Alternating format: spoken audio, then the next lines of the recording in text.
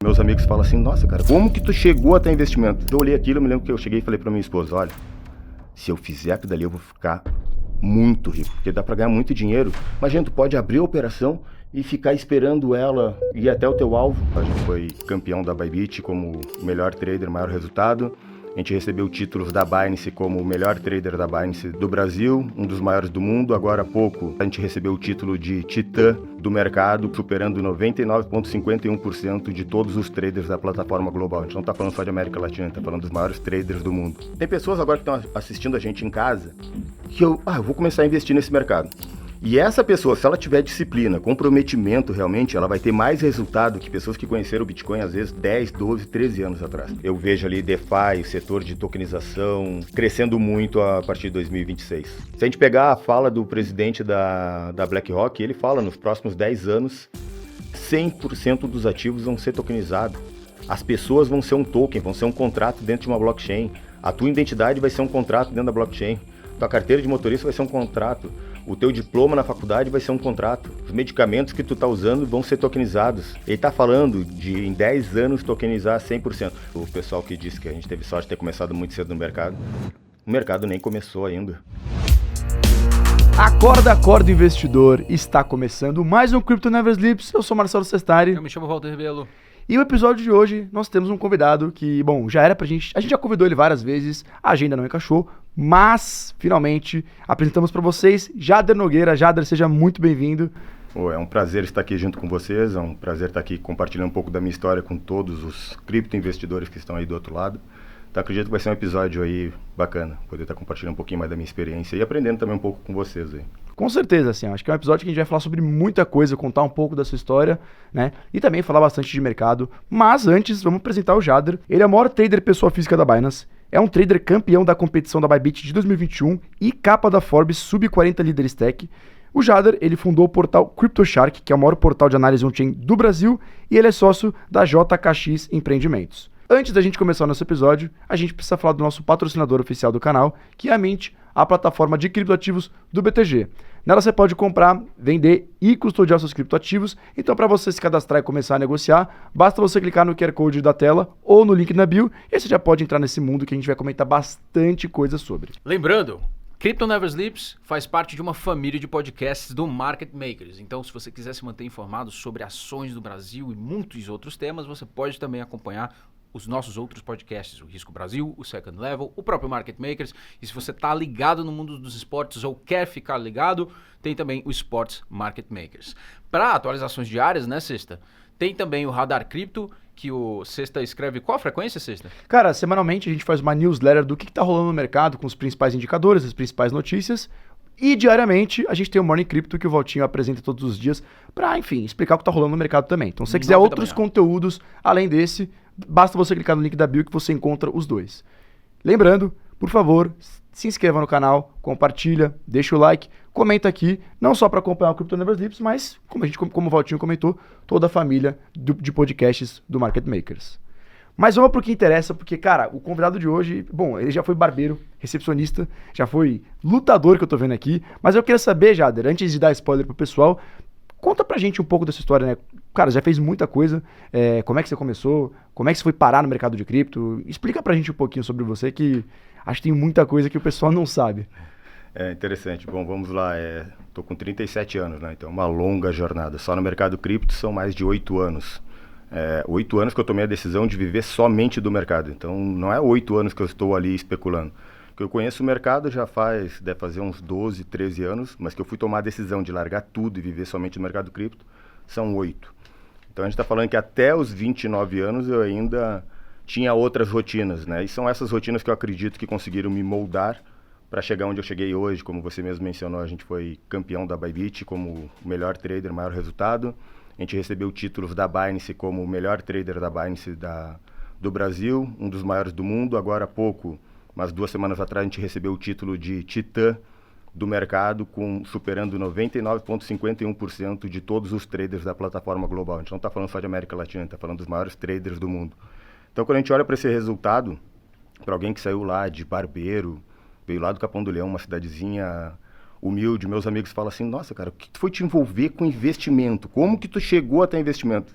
99,99999% dos meus amigos nunca se olharam para esse setor de investimento, né? Então essa jornada é algo que eu quero compartilhar aqui com vocês, que eu acredito que pode ajudar muita gente que está do outro lado de casa também. Então, para voltar no tempo, vou voltar ali da época que tu falou que sobre atleta, né? Para o pessoal que está do outro lado, a área de atleta foi algo que me moldou muito para o mercado financeiro, principalmente na área de disciplina. E que ano era esse? Ah, cara, como atleta eu comecei com uns 18 anos, então coloca aí. 2007? Lá, por essa época. Eu comecei como, na verdade, eu trabalhava como personal trader na academia, só para ter uma noção, fazia faculdade de educação física, trabalhava na academia atendendo como personal e tinha um professor que treinava jiu-jitsu, comecei a treinar jiu-jitsu com ele também. Isso foi um espetáculo na minha vida. E uma certa época teve um campeão do UFC que foi viajar lá para a cidade onde eu morava, lá no Capão do Leão, Pelotas. Ele chegou na academia, queria ter um atleta para poder treinar e pediu uma referência, né, de alguém para poder treinar junto com ele. E aí falaram, o Jader é muito bom no jiu-jitsu. Aí ele até brincou na época, nossa, se o Jader é bom, imagina quem é ruim. Foi uma brincadeira muito boa, foi a primeira oportunidade que eu tive de estar junto com alguém de nome, porque o cara era campeão do UFC, o maior evento de MMA da época. Aí fui treinar com ele jiu-jitsu e consegui finalizar ele 3 vezes. Então imagina, um cara que morava no interior, finalizando um atleta campeão do UFC. Aquilo dali chamou a atenção e ele me convidou para vir para Balneário Camboriú para treinar com a equipe de profissionais. Na verdade era só para vir conhecer, fazer um teste ali junto com o pessoal. E eu vim, fiz um teste, consegui finalizar alguns faixa pretas que estavam ali já no primeiro dia. Então imagina, o pessoal ali treinava de manhã, de tarde, de noite, enquanto eu lá na região do sul treinava 2 vezes na semana, coisinha de 1 hora. Consegui chegar lá com a performance que eu tinha e consegui finalizar alguns faixa preta, chamou a atenção dos empresários. E os empresários me convidaram para ir para morar em Balneário com tudo pago. Então, Você pode falar quem que era o cara ou morre aqui? quem? O atleta do UFC? É. Ele é falecido já, Michael Falcão. Ah, Então, Michael Falcão. Foi o cara que todos os atletas dele que ele pegou, ele atropelou nocauteando, né? Era um nocauteador nato. Era mais da parte de pé. E o empresário, ele é bem conhecido no Brasil, Marcelo Brigadeiro. Vocês devem conhecer, se não conhece, o nome dele é um nome que repercute aí, bem polêmico. Mas ele foi meu mestre ali, foi meu empresário por alguns anos. Um grande nome. Foi ele também, moldou muito a minha forma de pensar. Então, essa transição, eu acho que sair do Rio Grande do Sul e vir para Santa Catarina, já foi ali que toda essa mudança começou a acontecer. Por quê? A gente, lá no Rio Grande do Sul, e acho que é importante para quem está do outro lado, acho que o ambiente que a gente se envolve molda muito os nossos pensamentos. O Rio Grande do Sul é um povo muito tradicional, muito conservador. Então, quando eu falava de investimento, sempre fui empreendedor desde novo. Mas quando eu falava de investimento para eles, de empreender em algo novo, se assustavam.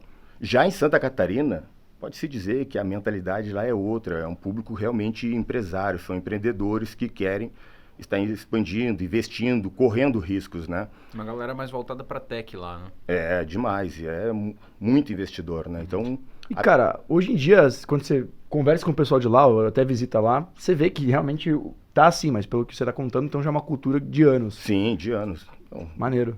imagina, pega aí 40 anos atrás, Balneário Camboriú era só uma praia, né? Agora, olha lá, os maiores prédios da América Latina Pois é. estão em Santa Catarina. É uma das regiões com a maior valorização do metro quadrado.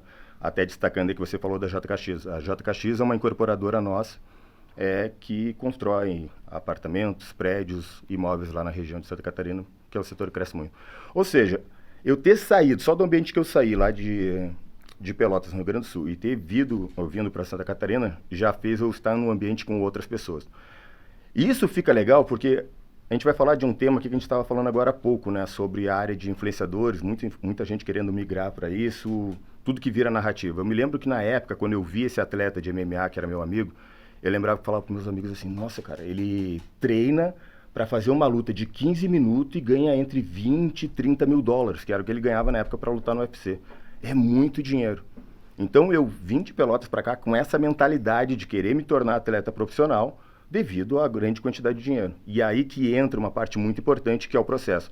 A grande maioria de quem está entrando agora no mercado cripto está entrando por quê? Viu muita gente ganhar muito dinheiro, transformar de vida. Mas quando entra no mercado, tem o primeiro contato e começa a perceber o processo que é para conquistar o que eles conquistaram, a grande maioria desiste. Eu, quando eu entrei e comecei a treinar com os atletas de ponta, eu tive que abandonar toda a minha rotina. Era treino de manhã, de tarde, de noite. Sábado tinha treino e domingo era para você descansar, porque o seu corpo estava detonado. Era dieta, treinos, imagina, 2, 3 horas de treino de manhã, 2, 3 horas de treino de tarde e mais umas 2 horas de treino à noite. Era nessa intensidade. E aí eu comecei a ver que aquela visão que eu tinha de um atleta que ia para o UFC para lutar 15 minutos era uma mentira. Porque, na verdade, aquele atleta tinha que passar, às vezes, o ano todo treinando para fazer uma única luta no ano. E aí eu comecei a colocar na balança, comecei a ver outros atletas que estavam na mesma academia que eu, que já estavam lá há 5, 6 anos e nunca tiveram uma oportunidade de lutar um grande evento.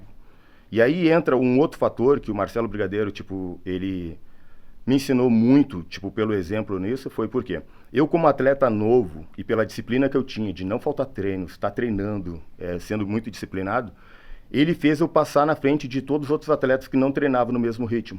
Ou seja, tinha outros atletas lá que às vezes até eram melhores do que eu em algumas categorias, mas não iam para os eventos porque não tinham disciplina de treino. Então ele começou a mostrar que não bastava somente ter talento, tinha que ter disciplina. Estar comprometido com o que você queria. Então, talento é barato, né?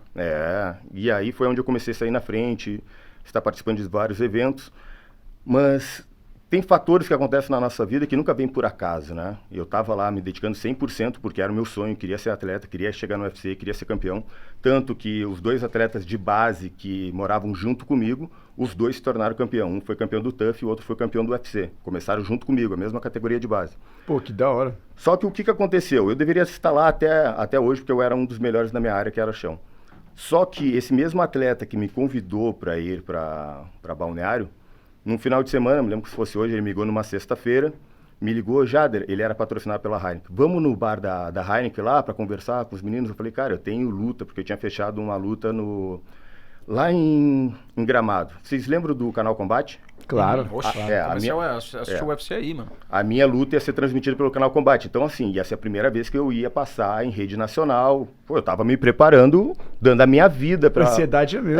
Dando a minha vida, porque ia ser o ponto que eu ia realmente poder estar apresentando meu trabalho pro Brasil todo. E aí eu tô nessa preparação, não fui para esse restaurante com eles, porque eu tinha esse compromisso de lutar. E eu tava lá como atleta para treinar realmente, né, comprometido. E aí o que aconteceu? Nessa mesma noite eles acabaram se envolvendo em uma briga. E essa briga causou uma polêmica no Brasil todo. Fez toda a nossa equipe, né, porque querendo ou não, eles representavam a nossa equipe, todos os contratos de luta serem cancelados. Ou seja, a minha luta caiu, os patrocinadores de roupa que a gente tinha caiu, patrocinadores de roupa de alimentação, todos os patrocínios que a gente tinha caíram. Os atletas perderam o contrato com o UFC, que a polêmica que eles se envolveram acabou causando a morte de um amigo nosso que era da equipe. Eles acabaram entrando num posto, fizeram uma brincadeira, e o pessoal que estava lá era uma molecada de rua, pegaram um pedaço de pau, eles já estavam meio bêbados e deram uma paulada na cabeça do menino que quase matou, né? O menino está se recuperando até hoje. Caraca. Então isso fez eu perder todas as minhas lutas, todos os meus contratos, e eu já não tinha dinheiro nem para pagar mais aluguel. Então imagina, para quem vê hoje onde o Jader está, eu larguei tudo que eu tinha em Pelotas, tudo que eu tinha construído, eu já tinha alguns empreendimentos lá na época, vendi tudo para começar o meu sonho lá em Balneário Camboriú. Gastei todo o dinheiro que eu tinha só morando de aluguel, me alimentando. Quando eu ia fazer a primeira luta que ia dar o start, aconteceu tudo isso, eu tive todas as lutas canceladas e aí eu tive que recomeçar. E a única saída que eu tive foi indo para o hotel, como você falou aí, já foi recepcionista. Na mesma data que eu perdi a luta, já fui largar um currículo para começar a trabalhar, me chamaram no hotel e comecei como recepcionista. Ali, como recepcionista, comecei a juntar dinheiro de novo, trabalhar muito, fazer muitas horas extras, para recomeçar novamente. Então, dali eu comprei um salão de beleza para minha esposa poder trabalhar, porque ela era gerente de um salão, e eu sabia que se eu comprasse o salão, com a renda extra que esse salão ia gerar, eu poderia voltar para o meu sonho, que era ser atleta. Eu precisava somente de uma renda para poder me manter treinando todos os dias, me dedicar 100% à área de atleta. Aí, tudo começa a mudar. Acho que o pessoal que está do outro lado de casa vai começar a compreender um pouquinho mais, porque eu comprei o salão de beleza para minha esposa, ela tinha muitas clientes que eram mulheres e os maridos queriam ir no salão, só que não tinha ninguém para atender o público masculino. E ela perguntou, por que tu não faz um curso e não começa a atender o marido das clientes aqui? Eu falei, legal, vou fazer um curso e começo a atender aqui na parte da manhã e treino de tarde e de noite, consigo manter o meu sonho como atleta. Nisso eu comecei a fazer o curso, me convidaram até para ser professor na escola, então sempre fui muito dedicado e muito disciplinado em tudo que eu fazia, né? Acho que o jiu-jitsu me ensinou muito isso. Eu falo muito pro pessoal, cara, o jiu-jitsu a gente treinava, vamos supor, um arm lock, era 300, 500 repetições por dia, a gente ficava semanas e meses treinando somente arm lock para ser o melhor naquela área. Aí fui pro curso, me destaquei lá, voltei e comecei a atender os clientes. A grande jogada, eu acho que cada passo que você vai dando vai te levando para um caminho até o sucesso, né? Porque a gente olha para o sucesso do outro, nossa, esse cara teve um sucesso do dia para a noite. Você não vê a escada que o cara subiu. É, mas, cara, foi muito importante, porque eu tive que abandonar o meu sonho como atleta, ir para a recepção de um hotel e depois voltar para dentro de um salão de beleza. Só que no salão de beleza, eu encontrei um dos ativos mais valiosos no mundo, que eu falo muito, que é o network. Por quê? Os clientes que eu atendia na barbearia eram grandes empresários. E se eu fosse barbeiro em Pelotas, Capão do Leão, qualquer outra região, eu acredito, do Brasil, eu não teria atendido os mesmos clientes que eu atendi por estar em Balneário Camboriú, uma cidade que tem grandes empresários, grandes investidores. E esses empresários e investidores, eles nunca teriam dado conversa, parado para me escutar, se eu fosse qualquer outra pessoa em outro setor. Mas não, eu era barbeiro, eles tinham que sentar na cadeira e eles começavam a conversar sobre toda a vida deles, sobre os negócios, sobre o empreendimento, sobre o investimento. E foi aí onde eu comecei a ter os primeiros contatos sobre grandes investidores, a falar sobre o mercado de cripto e começar a explorar muito mais isso. Eles falavam, Jader, tu tem um grande potencial, por que tu está aqui se tu pode explorar outras áreas? Então, esse network, a oportunidade que eu tive de conhecer grandes empresários na barbearia foi o que me despertou e abriu a minha mente, a minha visão para outras grandes oportunidades. E aí daí começou, teve um amigo meu que me deu um curso na época de análise gráfica, era somente análise gráfica, price action 100% puro. Era suporte, resistência, linha de tendência de alta, linha de tendência de baixa. E eu peguei aquele curso e comecei a estudar muito. Depois eu tive a oportunidade de conhecer um grande especialista, que ele dizia que tinha um método, mas ele não podia revelar para ninguém, tinha até que assinar um contrato. Aí eu fui na casa dele para ver o que ele fazia. A sala escura, com computador, com telas. Eu olhei assim, cara, não é isso que eu quero para minha vida. Eu sempre fui acostumado a estar treinando, estar na praia, ter essa liberdade. Eu não quero estar preso na frente de um computador com uma tela analisando o mercado. Mas eu olhei aquilo, eu me lembro que eu cheguei e falei para minha esposa, olha, se eu fizer aquilo dali eu vou ficar muito rico, porque dá para ganhar muito dinheiro. Imagina, tu pode abrir a operação e ficar esperando ela ir até o teu alvo. Não tem, é ganhar dinheiro. Tem muita oportunidade no mercado. Só que eu não queria ficar preso numa tela. E aí veio a segunda etapa, que eu acredito que me despertou, que foi o ponto assim, decisivo, né, para mim ter essa virada realmente, onde eu comecei a despontar. Foi que eu descobri que ia ser pai. E aí foi onde o jogo mudou. Cara, desculpa só interromper. Você já volta nessa de ser pai. Na barbearia, cara, você atendeu um cliente e ele que falou de cripto pra você? Ou, tipo, você começou a falar de negócios e aí você falou, pô, vou pesquisar mercados. Como é que você conheceu o cripto exatamente? Assim, cara falou pra você? Você fala com esse cara ainda? Foi dentro da barbearia. Boa parte deles eu conheço e continuo no mercado, mas não tiveram o resultado expressivo que nem eu tive. Por isso que eu digo que não... não importa o tempo que você entra. Tem pessoas agora que estão assistindo a gente em casa que eu vou começar a investir nesse mercado. E essa pessoa, se ela tiver disciplina, comprometimento realmente, ela vai ter mais resultado que pessoas que conheceram o Bitcoin, às vezes, 10, 12, 13 anos atrás. Por quê? Quando eu comecei, por meio desses clientes que eu atendi, foram vários clientes na barbearia que falavam sobre criptomoedas. Vários empresários que já estavam investindo nisso. Eu entrei depois deles e acabei tendo um resultado muito maior do que eles, porque levei realmente isso aí para o lado profissional. Consegui ter essa visão, né, durante todos os anos que eu fui estudando. Cada ano que tu estuda mais convicto tu está do sucesso dentro desse mercado que cada vez valoriza mais. E eles não foram tendo essa mesma convicção, foram vendendo, saindo do mercado, às vezes se frustrando, porque acreditavam na queda e o mercado ia e subia mais. Então, assim, esse preparo que a gente está falando, que eu tive desde a minha infância, todas as partes que eu fui passando, como atleta de jiu-jitsu, depois atleta de MMA, depois que eu tive que voltar para dentro do salão de beleza, acho que isso moldou o meu psicológico, me deixou muito mais forte para aguentar todas as pancadas que o mercado deu, todos os altos e baixos. Tu saber cair, se levantar, persistir. Ser antifrágil. Continuar. A grande maioria toma a primeira pancada e pula fora. O mercado que quando eu comecei, conheci muitos influenciadores dentro do mercado cripto. Se eu for passar uma régua agora, 90% deles já não estão mais nesse mercado, já partiram para outro, estão em outra área. Então. E o que tu acha que foi esse método que te fez se diferenciar até do cara que entrou antes de ti? Cara, esse ponto acho que é o que faz eu continuar me destacando até hoje. Porque chegar no topo é muito difícil. Tu permanecer lá no topo é ainda mais difícil ainda. Então imagina, o primeiro título que eu tive que eu fui reconhecido realmente dentro do mercado, que eu comecei a expor mais isso, foi dentro da Bybit em 2021.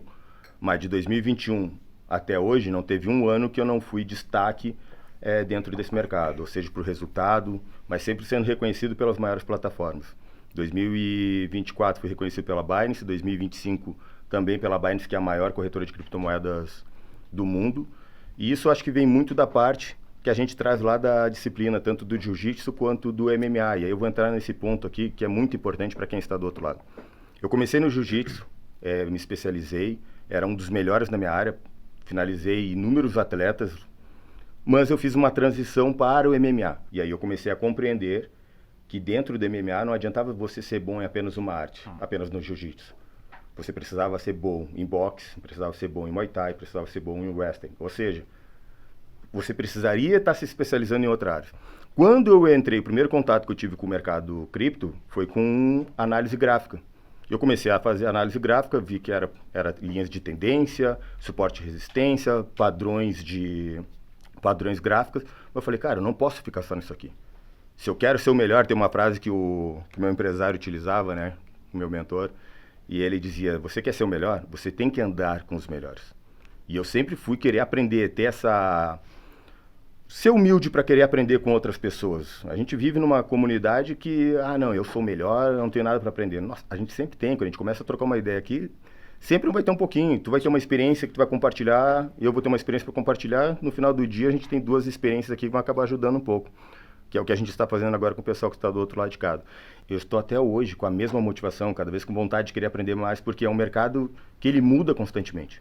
Ele está todo dia mudando, todo dia tem alguma novidade, todo dia tem alguma atualização, todo dia o mundo em redor, né, o mercado financeiro, o mundo financeiro está se moldando para dentro da Web3.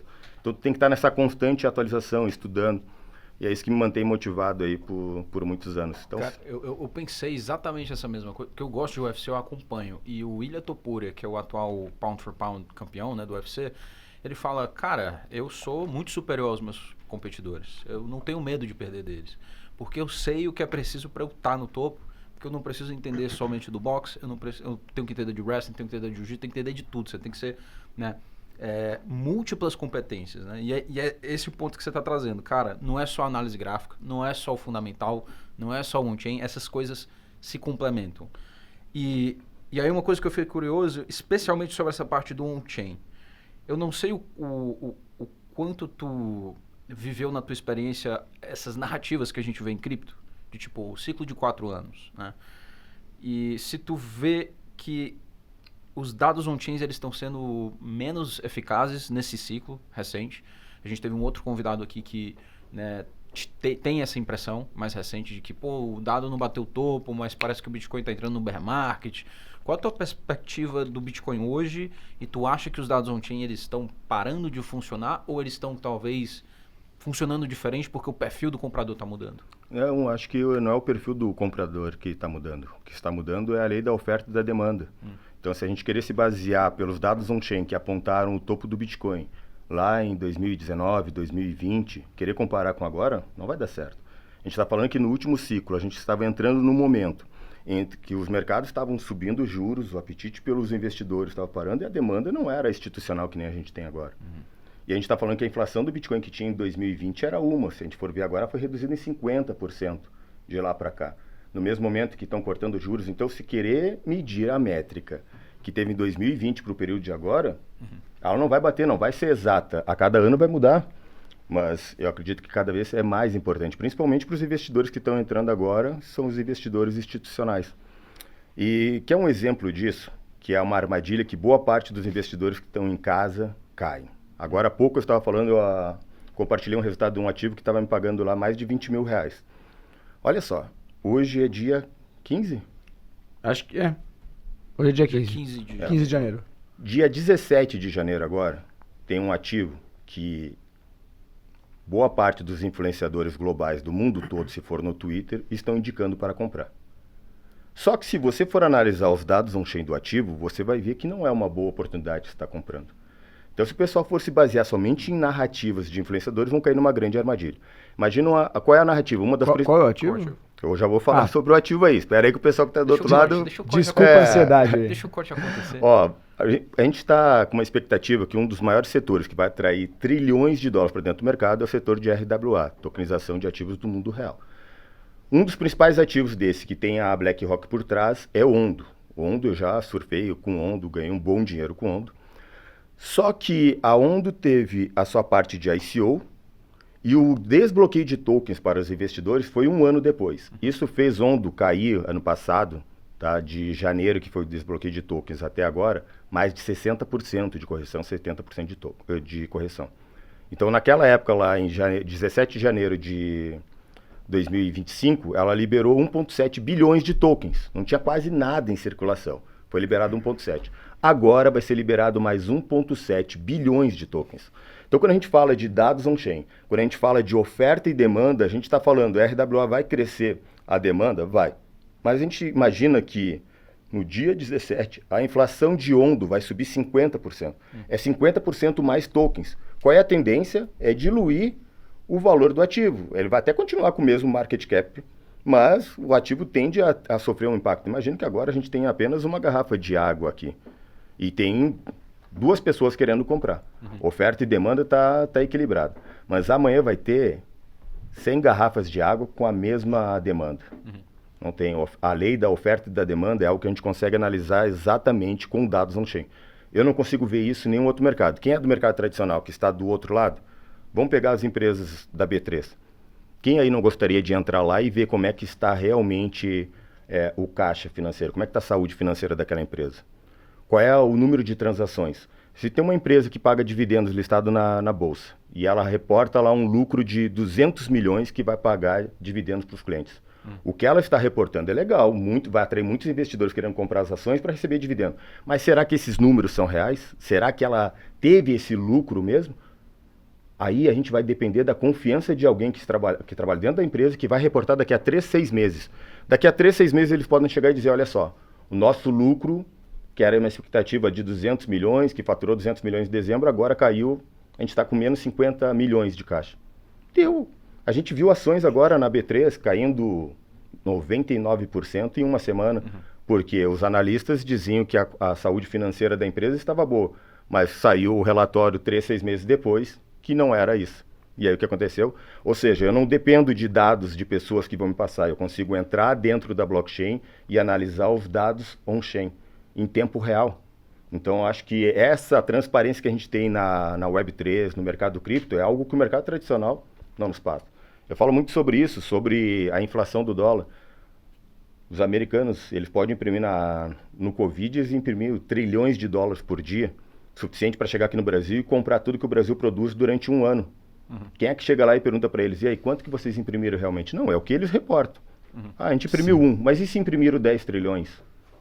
Quem me garante? Agora, se isso estivesse dentro de uma blockchain, com dados on-chain, se eu pudesse entrar lá e ver realmente o que tem de USDT que foi emitido pelo Trump agora, não seria algo mais justo para quem realmente quer pagar o preço, estudar e analisar? Não, completamente. Eu acho que esse é o grande, como você comentou, acho que esse é o grande diferencial do mercado de cripto, que talvez o mercado tradicional comece a adotar. A gente não vai saber como eles vão fazer isso exatamente, se as empresas vão reportar os seus balanços futuramente on-chain, deixar registrado. Enfim, isso... A gente já começou, inclusive, a ver o governo Trump publicando alguns dados macro no blockchain. É verdade. É interessante o movimento. É verdade, isso é verdade. Então a gente vai ver cada vez mais esse movimento no mercado tradicional mesmo. Mas assim, cara, uma coisa que eu queria perguntar pra você é sobre essa questão dos unlocks de tokens. Você acha que, isso é o principal catalisador que faz muito token não decolar? Sem dúvida. Eu acho que o que a gente precisa ter um equilíbrio. Ter um desbloqueio linear programado é lindo para garantir ali, né, a sustentação do preço do ativo e melhorando a qualidade e utilidade do ativo. Porém, pelo outro lado, se ficar apenas desbloqueando tokens e não gerar utilidade real para o ativo, cara, o que eu mais vejo no mercado, para quem está do outro lado, tá? Cuidado com os influenciadores, com as moedas que indicam para vocês.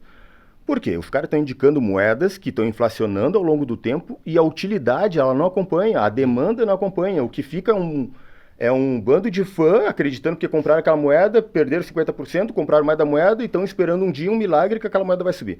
Olha só, Eu fui reconhecido pela Forbes como um dos principais nomes dentro do setor de tecnologia e inovação. Eu cheguei lá porque eu investi mais de 300 startups de tecnologia dentro do setor de Web3. Os maiores projetos de inteligência artificial, os maiores projetos de DeFi foram múltiplos milhões de dólares investidos nesse setor. E eu aprendi na prática e sofri muito, perdi muito dinheiro lá dentro por causa disso. Então, assim, a experiência tem um valor muito grande se você não quer cometer esse erro. E foi exatamente por causa disso.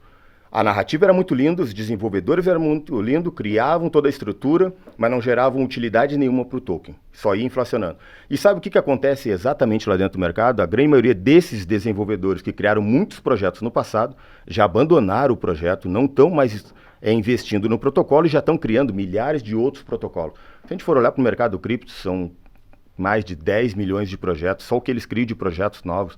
E sempre vem. Então, se tu for pegar o rostinho que estava por trás do primeiro projeto, ele deve estar envolvido em mais uns 100, 200 projetos. Muitas vezes, esses mesmos caras, que eu já denunciei alguns no Twitter, eles criam outros protocolos para roubar a liquidez, para implementar no próprio protocolo deles, que ainda está vivo dentro, vamos supor, dentro da Binance. Então, para eles manter o projeto listado nas principais corretoras, precisa ter volume. E para manter tudo isso ainda funcionando, eles começam a fazer outros projetos por fora para tirar a liquidez. Quase uma dinâmica de pirâmide, né? Tipo assim, o projeto vai morrer. Então, assim, o que eu mais recebi agora, nos últimos dias, é pedindo para analisar o protocolo de DOT, né? Porque eu falei sobre XRP, que é um projeto que muita gente gosta. Tem banqueiros... Polkadot, no caso, né? Mas XRP, eu falei de XRP análise e pediram para mim fazer de Polkadot também.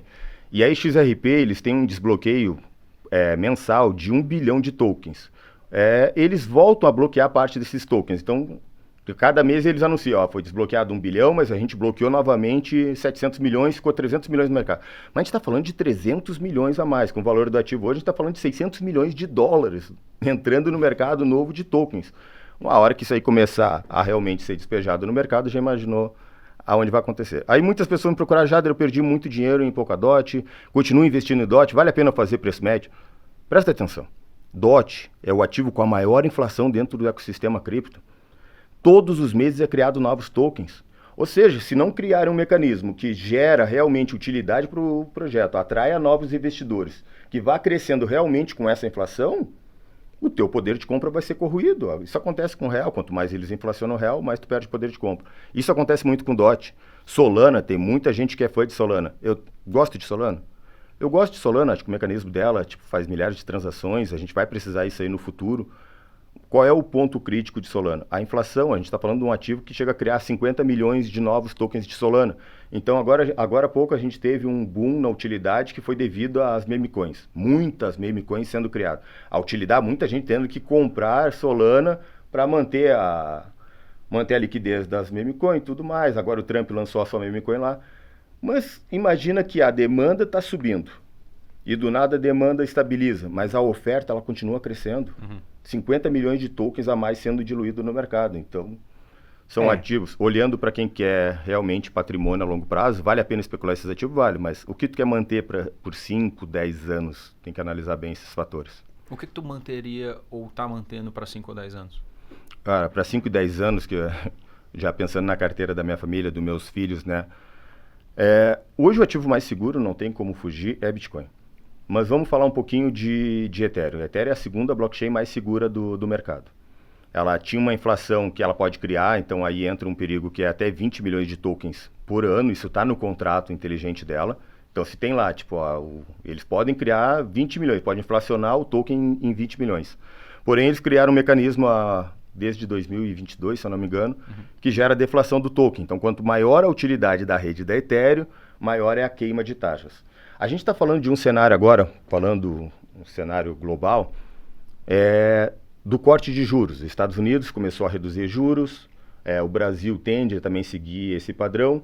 Então, o que acontece? A boa parte dos investidores vão começar a buscar alternativas para ter um retorno maior de investimento. Não querem deixar o dinheiro parado se o juros está abaixo da inflação. E aí, quando a gente olha para DeFi, as plataformas de DeFi, a demanda está crescendo muito, as tokenizadoras estão crescendo muito, plataformas de empréstimos tokenizados está crescendo muito.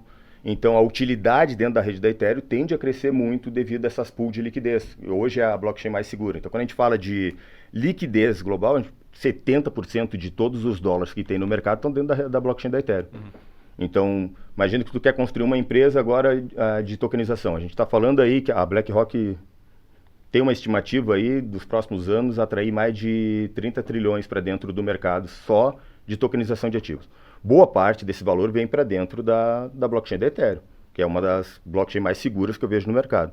Então imagina o volume de transações que não vai gerar dentro da rede da Ethereum.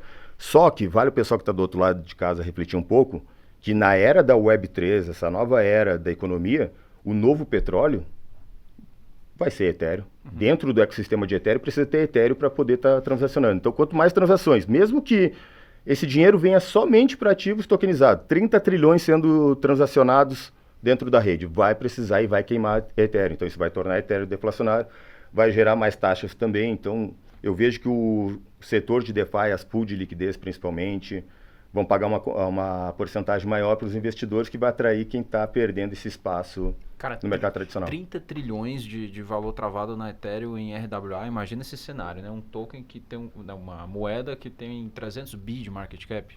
Caraca, vai crescer quantas vezes? 100 vezes ainda? Se a gente chegasse num patamar desse? Eu acredito que a gente está passando agora com o Ethereum, tá? O mesmo que a gente passou em 2017.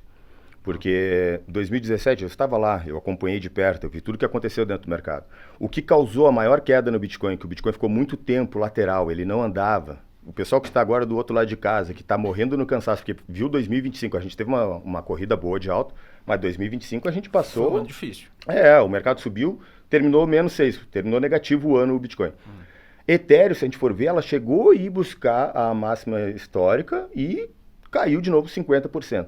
Se a gente voltar em 2017, pegar o gráfico, expandir o gráfico, aconteceu a mesma coisa com o Bitcoin. O Bitcoin subia, do nada caía 50%, foi matando todo mundo no cansaço. Quando ninguém mais acreditava que o Bitcoin ia subir, ele foi para 17 e 19 mil dólares. O Bitcoin estava na mesma faixa de preço que o Ethereum está agora, na faixa de 3 mil a 4 mil dólares. Ali ficava variando, subia, caía. E qual foi o catalisador para fazer o Bitcoin ficar lateral durante todo esse tempo? A liquidez que tinha. Era muitos contratos, foi logo na época que começou os contratos futuros a ser abertos. Ou seja, tinha muita especulação, gente acreditando na alta, pessoas alavancando vezes 25, vezes 100, que isso aí é algo que a gente consegue ver tanto nos dados on-chain quanto nos dados off-chain. Cara, você tem um trade famoso que teve alavancagem de 100 vezes, correto? Sim. Eu queria que tu contasse um pouco da sua história. Foi um trade de 32 mil por cento. 32 mil por cento que o Bitcoin deu. Isso é legal. Como que tu não foi liquidado, cara? Cara, eu não fui liquidado porque eu não abri a operação com 100 vezes. Quando a gente fala de alavancagem dentro do mercado, tem um risco, mas se você souber correr um risco de forma inteligente, consegue alavancar o teu patrimônio de uma forma muito grande. Então vamos dar um exemplo. Eu, quando abri essa operação aí de 32 mil por cento, durou 2 anos, né? Eu nem sabia, eu achava que poderia ficar mais tempo, mas a plataforma da Bybit encerrou exatamente quando deu 2 anos que abriu a operação. Quando eu abri essa operação aí, estava num momento muito bom de risco-retorno. Eu coloquei uma margem, que eu sabia que o Bitcoin volta abaixo ali, tipo, de 16, 12 mil dólares. Foi 2022. 2022. Isso aí foi durante aquela treta que você teve, né? Acho que foi com o Augusto Bax. Foi.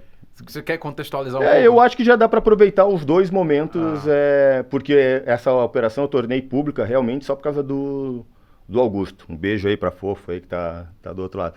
Mas voltando nesse episódio aí, até muita gente questiona, né, em relação à treta que eu tive com ele, esse desafio que eu fiz com ele de abrir uma operação de 1 milhão. E tudo começou somente por causa de um único motivo. Eu respeito muito a opinião de todos os traders, a análise de todos os traders. Não estou aqui para julgar quem acerta e erra. Eu errei muito ao longo de toda a minha caminhada. Ninguém vai chegar no topo sem errar muito. Então, o Augusto errou, ele poderia ter acertado, ele poderia estar certo acreditando na queda. O que acontece eu respeito aqueles que colocam a própria pele em risco. Aqueles que falam muito bonito, mas que não executam o que falam, não servem de exemplo para mim. Então, o meu método de ensino e o que eu faço dentro do mercado, eu registro todo ele. Se eu falo alguma coisa para o investidor que é para fazer, eu faço junto também. Então, a grande maioria me segue por causa desse estilo que eu tenho de colocar minha própria pele em risco. O que aconteceu foi que, na época, analisando os dados on-chain, eu comecei a ver que dentro da rede da TRX, né, que é do Justice Sun, o criador da blockchain da TRX, da Tron, ele estava emitindo na rede dele quantias de 1 a 2 bilhões de dólares na rede. É meio que o que o governo americano faz. Vão lá, imprime dinheiro, que não tem valor, e compram ativos que têm valor no mundo real. Eu comecei a ver o JustSun fazer isso e comecei a ver o CZ fazer isso. O CZ emitia pela rede da BNB. Só que eu comecei a notar que eles faziam esse movimento e coisa de 1, 2 semanas depois vinha alguma notícia no mercado. Ou seja, os caras são bilionários, eles têm acesso à informação privilegiada. Os caras emitiu 2 bilhões na rede, alguma coisa vem. E no dia 31 de dezembro, tá? Véspera de Ano Novo, muita gente comemorando as festas de Natal, eu tenho isso registrado aqui, depois eu posso abrir e mostrar para vocês dentro do meu grupo VIP. É dezembro de 2022? É, dezembro de 2022, tá?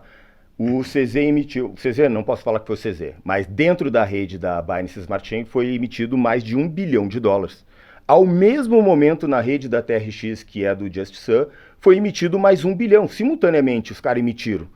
Eu, na mesma hora, mandei o alerta para minha comunidade. Pessoal, acabou de ser emitido mais de 2 bilhões. Espera aí. A gente está falando de 2 bilhões? Quem é? Um Elon Musk acordou da vida? Isso... Não é todo mundo que tem. Né? Não é todo mundo. Pô, isso é um movimento, tipo, de alguma baleia. Isso é um movimento institucional.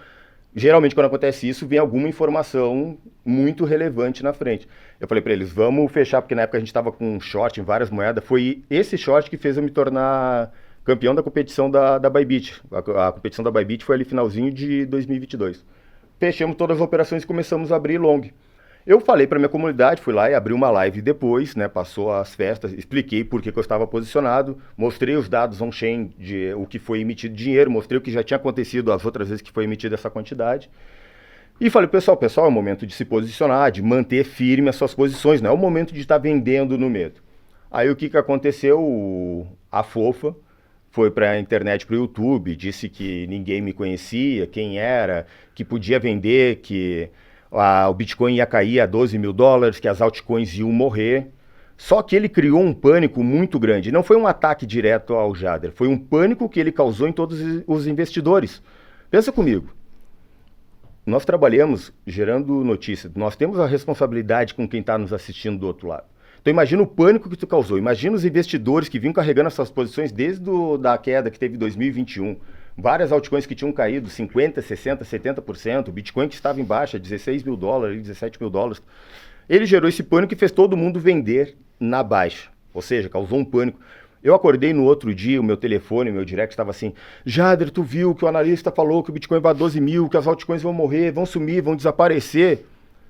E aí dias antes eu tinha falado que era para comprar, o cara estava dizendo que era para vender, e aí eu fui lá e eu abri essa operação de 1 milhão aí que você está falando, essa que entregou 132.000% em Bitcoin. Foi 132 ou 32 mil? 32 mil, desculpa. 132 mil foi na Terra Luna, que foi na queda. Depois a gente pode falar isso aí também, porque foi baseado em dados on-chain. Essa posição de 32 mil, eu só abri para mostrar para o pessoal que eu acreditava na minha análise, que ela podia estar errada, mas eu estava colocando a minha própria pele em risco com 1 milhão posicionado na operação. E não foi um desafio direto para ele. Eu propus para ele realmente, se ele acreditava no que ele estava falando, que o Bitcoin ia cair para $12 mil, então que ele abrisse uma posição de 1 milhão em short e mantesse ela aberta. Porque uma coisa é você falar, outra coisa é você executar o que você fala. Então por que ele não abriu a operação? Ele simplesmente fugiu, não abriu. E aí eu fui lá e abri a operação para manter a minha palavra, resultado que o ativo começou a subir. Agora vamos na estratégia que eu utilizei. Tá? Eu abri essa operação com 1 milhão alavancado vezes 2. Então o pessoal que está do outro lado de casa, para entender, quando a gente alavanca vezes 2, é como se a gente estivesse fazendo um empréstimo com a plataforma.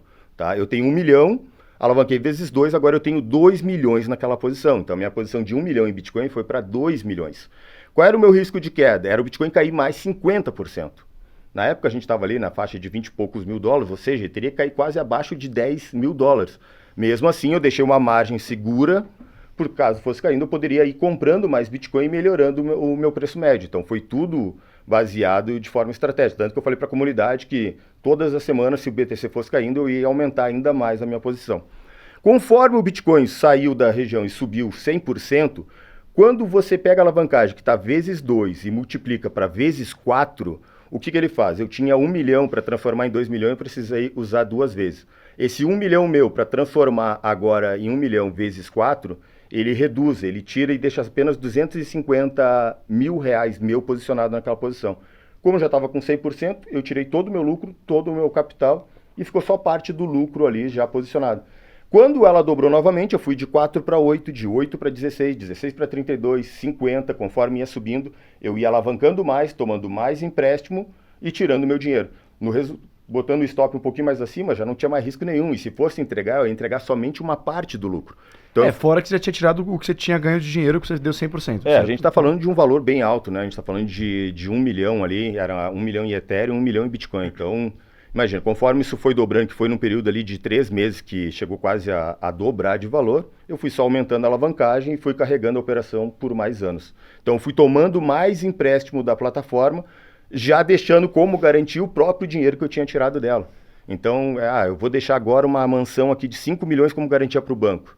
Só que aquela casa ali já tinha valorizado 10, já tinha vendido, já tinha deixado 5 milhões, estava com o próprio dinheiro do banco, já não estava mais trabalhando com o meu dinheiro lá dentro. Então, essa é uma estratégia que eu adoto muito dentro do mercado, fora as outras, né, cruzadas. Mas vale a pena. Então, assim, o pessoal que está do outro lado de casa, a alavancagem não é brinquedo. Tanto que na minha comunidade eu conscientizo muito. Pode procurar qualquer membro da minha comunidade, vocês vão ver. Eu não incentivo a abrir a alavancagem lá, porque as pessoas não têm noção do risco que tem. A grande maioria vê, nossa, se eu tenho 1.000, vou alavancar vezes 2 aqui, eu tenho 2.000. Mas se eu alavancar vezes 100, eu tenho 100 mil. Mas se o ativo cair 1%, você está liquidado. Já era. E a grande maioria quer operar, e aí entra também dados on-chain, quer operar com grandes valores em ativo que não tem liquidez. Para qualquer market maker hoje, tá? Para derrubar um ativo, 60%, que nem aconteceu agora em novembro do ano passado, outubro, novembro, né, dia 10. Mantra? Mantra aconteceu, mas teve a liquidez... dia 10 de outubro de... sim. 10 ou 9, esqueci agora. Foi a maior... Na sexta-feira. Foi a maior liquidez de toda a história do mercado cripto. Foi 20 bi de dólar. Os caras tiraram a liquidez, desligaram as máquinas, qualquer vendinha derruba o mercado 50%, 60%. Teve altcoins que caiu 80%, 90%. Então, o pessoal que estava alavancado vezes 2, imagina, a grande maioria quer alavancar vezes 7 cruzado. Não tinha liquidez. Só que entra um outro problema. Os caras estavam em mercado futuro, com margem cruzada, e como garantiu que tinha spot. Eles perderam tudo que tinha em futuros e tudo que tinha spot. Liquidou, zerou a conta. Escuta o que eu tô falando. Tem muito influenciador aí que perdeu muito dinheiro porque conversou comigo. Me perguntou ainda se estava errado. E o grande problema é a alavancagem e margem cruzada. Tem um risco muito grande de perder tudo o que você construiu. Já quem estava com nós no nosso copy trader, teve um ainda que eu me lembro como se fosse hoje, que eu posso até mostrar aqui para vocês. Ele mandou uma mensagem: nossa, Jadra, a gente perdeu 5% no dia. Eu puxei o histórico para ele, nos últimos 6 meses a gente ganhou 400%. A gente perdeu 5% num dia que teve uma queda global que liquidou, eles falaram na época que foi coisa de 10, 20 bilhões, mas a estimativa pode chegar em mais de 100 bilhões porque as corretoras não notificaram tudo. Não reportaram, né? Foi um problema muito grande. Ou seja, por a gente estar com uma estratégia segura, com a alavancagem certa em alguns ativos, a gente não sofreu nada, porque o ativo deu-lhe a agulhada lá embaixo e voltou. Ele só liquidou, só pegou toda a liquidez que tinha no mercado, já era. Puxou o tapete da galera. Ô, Jader, e cara, antes da gente falar do famoso dia 10, você falou que você faz bastante análise on-chain, e eu fiquei curioso, assim, o que você enxergou de análise on-chain lá em 2022 para abrir sua posição e, enfim, tomar essa... O trade de Terra Luna. Não era... Pode ser de Terra Luna depois, mas primeiro, o que você estava enxergando em 2022 no final, que você falou, puta, chegamos no fundo aqui, estamos próximo do fundo. O que você olhou on-chain que virou a chavinha, assim, pra você abrir a posição? Se o pessoal que está em casa depois quiser ir lá no meu Twitter, lá tem a análise que eu fiz na época. Então, ela está fixada lá no Twitter. O que eu estava acompanhando no final de 2022? A gente estava com a menor reserva de Bitcoin dentro das corretoras. Então, o pessoal que está do outro lado de casa, eu utilizo uma frase que me acompanha há muitos anos, que é: informação gera antecipação. Mas presta atenção, quando você vê essa informação no jornal, quando você vê ela, geralmente nesses sites de publicidade, já é tarde demais. Uhum. Informação gera antecipação quando ela está dentro da blockchain, que é o que eu continuo me baseando. Por quê? Lembra que eu falei aqui do analista que estava acreditando na queda, e eu falei para ele, por que não coloca 1 milhão? Porque as pessoas falam muito bonito, mas por trás elas não estão executando aquilo. As grandes instituições, os grandes players financeiros criam toda uma narrativa por trás. A gente pega a JP Morgan, falava que o Bitcoin era veneno de rato. Pega a BlackRock, falava que o Bitcoin não prestava. Agora estão liberando o ETF e anunciando como é o melhor ativo do mundo. O que eu acompanhava nesse momento aí? Estavam emitindo muitos dólares, reportagem dizendo que o Bitcoin ia morrer, o Bitcoin tinha acabado, o Bitcoin não prestava, 99% dos influenciadores falando que a cripto já era, que ia a 12 mil dólares.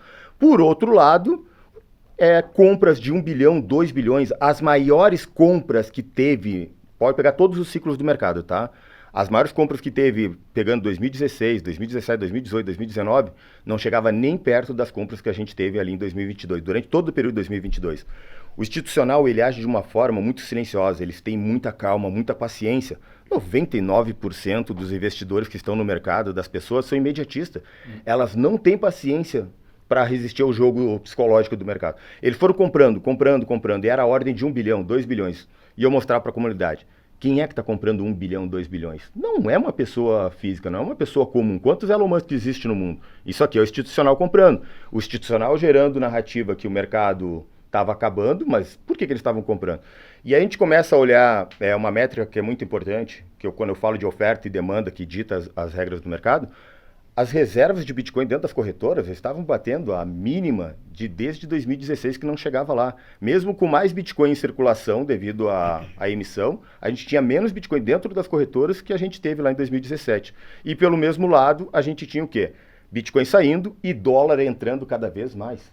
Cada vez mais dólar entrando para dentro do mercado, mais dólar entrando. Esse dólar tem que comprar alguma coisa alguma hora, né? Se a gente for pegar as reversões que a gente teve no mercado, a gente teve Bitcoin entrando nas corretoras e o USDT caindo. Agora tem muita gente falando na reversão do mercado novamente. Mas se a gente for olhar por esse parâmetro, a gente vê que Bitcoin está batendo as mínimas e o valor em dólar dentro das corretoras não para de subir. Tanto o off-chain quanto o on-chain é muito dólar entrando para dentro do mercado, entrando. Então, assim, isso mostra que a demanda ainda continua muito alta e a oferta continua demorando. Então, a qualquer momento, a gente pode ter um choque. Outro dado interessante para quem está do outro lado é Ethereum. A BlackRock mesmo e as instituições estão comprando Ethereum como se não houvesse amanhã. A gente pega agora esse ano de 2025 passado, foi as maiores compras de Ethereum que estão saindo. A gente está batendo mínima que a gente não via em Ethereum desde 2017 dentro das corretoras também. Se a gente for olhar o stake de Ethereum bloqueado, vem superando, batendo recordes também. A emissão de dólares dentro da rede crescendo. A fila para você entrar em staking de Ethereum, acho que ela é maior do que para você, se eu não me engano, retirar. É exatamente isso. A fila para você entrar em staking em Ethereum ela é maior do que para você retirar o seu Ethereum stakeado. Então tem muita gente travando mesmo. Assim, o pessoal tá otimista. Cara, uma coisa que eu fiquei curioso é assim, como é que você olha para os dados on-chain hoje? Porque a dinâmica do mercado ela mudou, né? A gente tem institucional no mercado. Então, assim, os indicadores on-chain que você olhava nos anos anteriores, você ainda olha para eles ou você olha para outros? Por exemplo, as reservas de Bitcoin dentro dos exchanges. Porque mudou, né, com o institucional agora. Muita gente compra por ETF, tudo bem que o ETF tem que custodiar em algum lugar, mas ele pode custodiar, sei lá, em uma cold wallet. Como é que você está olhando para isso? Hoje os ETF é uma métrica interessante, o pessoal que está em casa acompanhar também. Eles compram pela Coinbase, né? Compram pelas outras também, porque não vai ter liquidez só dentro da Coinbase. Mas a Coinbase também continua baixando muitas... Mas essa é uma métrica que a gente vai continuar levando. Legal comparar e cruzar com isso, por quê? Que é uma transição que é mais importante. Muita gente fala em análise on-chain, mas não está analisando os dados off-chain, que, na verdade, dentro das corretoras é off-chain, não, né? E dentro das DEX é o mais importante, porque a gente está vindo numa transição para o mercado DeFi, para as transações realmente dentro de DEX. Então, o volume todo está indo lá para dentro. Então, conseguir acompanhar, tem métricas que tu consegue ver a quantidade de Bitcoin que foi comprada, de Ethereum que foi comprado, mas que não está sendo movimentado, está realmente ficando parado. Porque muitas vezes sai de um lugar, eles transacionam por a outra para executar em uma outra plataforma. Algo muito interessante também para cruzar aqui, quando a gente fala que o mercado está mudando e a gente tem que se atualizar todos os dias, né? Antigamente eu acompanhava as transações de Bitcoin e de Ethereum que ia para dentro das corretoras. Por que eu acompanho? Não tem como acompanhar hoje em tempo real todos os principais ativos que estão dentro do mercado, muitos dados. Mas se a gente acompanhar pelo menos o do Bitcoin, o Bitcoin dita o ritmo do mercado, não adianta. Se o Bitcoin cai todo o resto do mercado. Até porque os market makers, os formadores que mantêm a liquidez de todos os projetos, eles mantêm linkado com o Bitcoin. Se o Bitcoin cai 3%, o market maker, o robô dele, por inteligência artificial, já começa a vender para acompanhar o Bitcoin. Se o Bitcoin sobe, o market maker a máquina já reverte para comprar. Então, todas as criptomoedas do mercado cripto estão ligadas ao Bitcoin. Dentro da Solana também, a grande maioria de todos os projetos ali está ligado à Solana. Se Solana cai, eles vão começar a vender mais o projeto, já levando essa parte psicológica. Só que tem um dado que quando tem muita transferência, que eu vejo muita gente errando nesse ponto, muita transferência de carteiras frias para dentro das corretoras. Muitas vezes, é o que está acontecendo agora, não foi para vender. Foi para quê? Para aumentar a alavancagem em mercado futuros. Então, quando a gente vai ver esses dados e cruzar o que entrou na conta spot, o que entrou na conta futuros, vai ver que esses bitcoins que estão entrando e Ethereum que estão entrando nas corretoras, não foi para a conta spot, que é onde eles executam venda, foi para contratos futuros. Então, se a gente for olhar já o interesse aberto, já vai ver que começou a crescer, porque eles estão alavancando as suas posições, abrindo mais posições alavancadas. E entra outro fator aqui, acho que acaba até assustando o pessoal se a gente for falar de todos esses termos aí, né? Mas os principais, assim, que eu costumo levar em consideração. Falo muito pro pessoal que o mercado ele busca liquidez, os market makers vão buscar liquidez. Do mesmo jeito que o Bitcoin em 2017 ficou muito tempo caindo e subindo, era porque tinha muita gente acreditando na alta, era uma especulação de preço muito grande devido à alavancagem. Os market makers tinham liquidez para subir para cima e liquidar, jogavam para baixo e liquidava. Agora o que está acontecendo em Ethereum? Ethereum está acontecendo a mesma coisa. Se a gente for olhar as taxas de empréstimos, tá? Ethereum tinha batido o recorde de 2021 quando deu a máxima histórica. Ou seja, muita gente pegando Ethereum, colocando como colateral e tomando empréstimo para comprar mais Ethereum. Aí tu imagina, por que os caras vão comprar Ethereum em spot para subir, se tem um cara com alavancado lá 10 bilhões em Ethereum, se for cruzar todas as métricas. Tem 10 bilhões em Ethereum aqui. Se Ethereum cair a $1.000, a gente está comprando 10 bilhões de Ethereum a $1.000 a unidade. Por que eu vou jogar o mercado para cima? Vamos jogar para baixo. Vamos pegar os próprios Ethereum deles que eles deixaram aqui de garantia, vamos vender a preço de mercado, vamos liquidar eles, porque o contrato ele vai executar imediatamente. Depois você vai lá e compra. Não é que nem tu chegar num banco hoje tradicional, eu vou colocar minha casa de garantia aqui, tá, tu vai pegar 80% do valor da tua casa em empréstimo, perfeito. Tá, mas se cair 20%, eles não vão vender a tua casa. Eles vão te dar multa, vão te aumentar os teus juros, tu vai lá e vai conseguir renegociar, daqui a pouco tu pagou a dívida, no mercado cripto, a taxa de empréstimo é muito boa, é a melhor taxa de empréstimo que tem hoje, mas se tu... Execução automática. Se tu for ganancioso, não tem, o mercado vai cair, vai liquidar e isso não tem pra quem chorar. Aí tu imagina que o institucional olha lá pra dentro assim, olha só, tem 10 bilhões aqui de Ethereum a $1.000, vamos jogar isso aqui pra baixo, vamos liquidar esses caras e vamos tomar esse dinheiro. Já era, por que eles vão comprar Ethereum a $4.000? Então assim... Se a gente for analisar, tem muitos protocolos, quando fala de dados on-chain, que o protocolo vale, vamos dar um exemplo aqui, 10 milhões. Mas alavancado, se subir, tem 100 milhões alavancado acreditando na queda do projeto. Tem 100 milhões aqui acreditando na queda. Cara, se os caras comprar todos os ativos, eles vão liquidar os 100 milhões ali, vão pegar 100 milhões de dólares, o protocolo vale 10. Mas o interesse aberto em mercado futuros e contratos tem muito mais dinheiro. É o dinheiro inteligente se movimentando, então ele vai atrás da liquidez. Ethereum passou 2025 lateral devido ao FOMO que tem em relação ao protocolo. Todo mundo sabe que no longo prazo vai subir.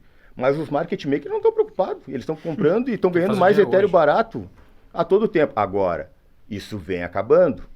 A ganância das pessoas, aquela... Tipo assim, aí começa a acontecer o que aconteceu com o Bitcoin em 2017. O Bitcoin morreu porque as pessoas perderam a esperança. Faz 3 anos que eu tô aqui, isso não sai do lugar. Mas se ela estivesse olhando o que está acontecendo por trás, está vendo que os caras estão comprando cada vez mais. Então agora a gente está falando do que tem em circulação, 99% quase de todos os Ethereum está na mão do institucional, que são as baleias que têm acima de 100 unidades. Cara, tá lá, os Bitcoins estão tudo com eles. Esses caras são aqueles players que têm muita paciência para levar o projeto. Então, para a gente ver esse projeto sair de 3, 4 mil dólares para 20 mil dólares, é 2 toques. Aí as pessoas vão entender, cara, isso tem valor. Aí, lógico, aí vem toda a narrativa. JP Morgan, agora, mês passado, anunciando que vai criar sua tokenizadora na tecnologia da Ethereum. A gente está falando do maior banco dos Estados Unidos, um dos maiores bancos do mundo, que vem para tokenizar na blockchain da Ethereum. Você acha que a gente vai ver mais players saindo do mercado antes da gente ter essa reversão de alta? Ou você acha que a gente já chegou no limite disso? É um jogo... É um jogo de paciência, né? E é o mais difícil, acho que para o pessoal que está em casa. Por isso que eu gosto de focar muito nisso. Estudar muito e estar preparado. Porque a nossa mente, ela vai estar... Ela mente. A mente, ela mente. Eu gosto de utilizar esse termo, né? A mente mente. O que vai nos libertar mesmo e nos manter calmo é o conhecimento, é estar estudando e estar preparado, é tu olhar para o ativo e saber o valor real daquele ativo. Então agora no momento, nesse curto período de tempo, às vezes pode ser um mês, em 3 meses tudo pode mudar. Eu vi o Bitcoin passar anos lateral e foi 3 meses que ele saiu de 3 mil dólares, foi para 20 mil dólares. Cara, imagina, quem saiu fora, viu o negócio subir para 20 mil dólares, Quantos anos deve teve ter que ficado esperar pé da para comprar vida. Bitcoin barato novamente, tá entendendo? Então, assim, é estar preparado. Qual é o valor do ativo? Eu olho hoje para Ethereum, com o ecossistema, com a demanda que vem, né? Tem vários protocolos, Layer 2, tem muita coisa para crescer. Inteligência artificial, tokenizadoras, tudo mais. Mas é um ativo hoje que deveria estar acima de $8.000, $10.000, o valor real pela utilidade que tem dentro do ecossistema, por toda a liquidez que tem dentro do protocolo, pela adoção agora do institucional, porque o Bitcoin virou reserva de valor para algumas empresas, né? Isso foi um fator aí dominante no mercado. O Trump também anunciando como reserva de valor lá para tornar reserva de valor nos Estados Unidos. Mas o Ethereum já tem muitas empresas tornando o Ethereum como reserva de valor, como caixa da empresa. Você gosta dessa tese? Hã? Você gosta dessa tese de Ethereum como caixa das empresas ou tesoureira das empresas, igual o pessoal faz com Bitcoin? Tipo, o que você acha disso? Eu sou investidor de Ethereum, né? Tenho uma boa quantidade de Ethereum aí na minha carteira. Para mim é interessante, mostra o valor e para as empresas também, se o ativo explodir, é como se fosse uma aposta, né? O que será que eles estão vendo que a gente não está vendo? O que será que empresas com alguns bilhões estão começando a comprar bilhões em Ethereum? Agora, somente ali nos últimos 3 meses no final do ano, teve uma baleia que chegou a acumular mais de 50 bilhões em Ethereum. Não, 50 bilhões? Não, chegou a ser 50 bilhões, foi... Não lembro agora exatamente a quantidade, mas foi uma quantidade absurda que somente uma baleia comprou de Ethereum em 3 meses. Então, há algo muito grande, elas sabem. Né? Eu não vou esperar isso virar uma notícia, uma reportagem. Vale a pena a gente falar sobre isso, né? Porque um dos catalisadores que fez eu entrar nessa operação de Bitcoin aí, que me entregou 32.000%, era que eu esperava que ia ter algo. O que aconteceu? Depois que o CZ emitiu essa quantidade de valor aí, o Justice lá também, né, na rede deles, foi anunciada a aprovação do ETF do Bitcoin. Então isso fez o Bitcoin explodir. Outubro de 2023. Agora nós estamos em um jogo aqui muito maior que o próprio ETF do Bitcoin, que é o que a BlackRock está brigando agora pelo ETF com stake de Ethereum. Então, espera aí, a gente tem Bitcoin hoje para ter na carteira que tem um ETF que está movimentando bilhões o ETF de Bitcoin. Mas tu ter Bitcoin na carteira, tu só ganha com ele se ele valorizar. Se ele tiver parado, como foi agora o ano de 2026 parado, ele fechou menos 6% negativo. Não gerou rentabilidade para os investidores institucionais. Quem é investidor institucional, o que ele quer? Olha, eu quero investir em ações que pagam bons dividendos, que vão me gerar um retorno anual. Quando a gente olha para Ethereum, com a aprovação que está aí, está para ser aprovado, pode ser aprovado agora nos próximos 2, 3 meses. Tá? A BlackRock entrou com pedido no final do ano passado. Se for aprovado, a gente vai ter o primeiro ETF com stake de Ethereum. E aí, os investidores, por ter Ethereum bloqueado no stake, vão receber recompensa que pode ser de 3 a 4% ao ano e um ativo deflacionário. Essa é a narrativa perfeita. Isso é até um diferencial de algumas tesourarias de Ethereum, inclusive, né? Porque o Ethereum que elas têm travado, elas podem deixar em staking já e ter um yield a mais, um dinheiro a mais que não depende, óbvio, depende da valorização do Ethereum, mas Sim. Você consegue rentabilizar, que é diferente do Bitcoin. Imagina, tu tem um ativo que é deflacionário, que pode valorizar ao longo dos próximos anos e ainda te paga uma rentabilidade por mês, é o que o investidor institucional busca. A gente está falando de um outro perfil de investidor que não quer só investir num ativo para longo prazo, para proteger o patrimônio. Ele quer também aqueles ativos que vão gerar um retorno para ele. Então eu vejo que 2026 agora, né, se for aprovado realmente esse ETF de Ethereum, pode mostrar por que o institucional está comprando grandes quantidades de Ethereum, tirando muito Ethereum de dentro das corretoras, guardando em carteiras frias. Estão se posicionando antes da então aprovação.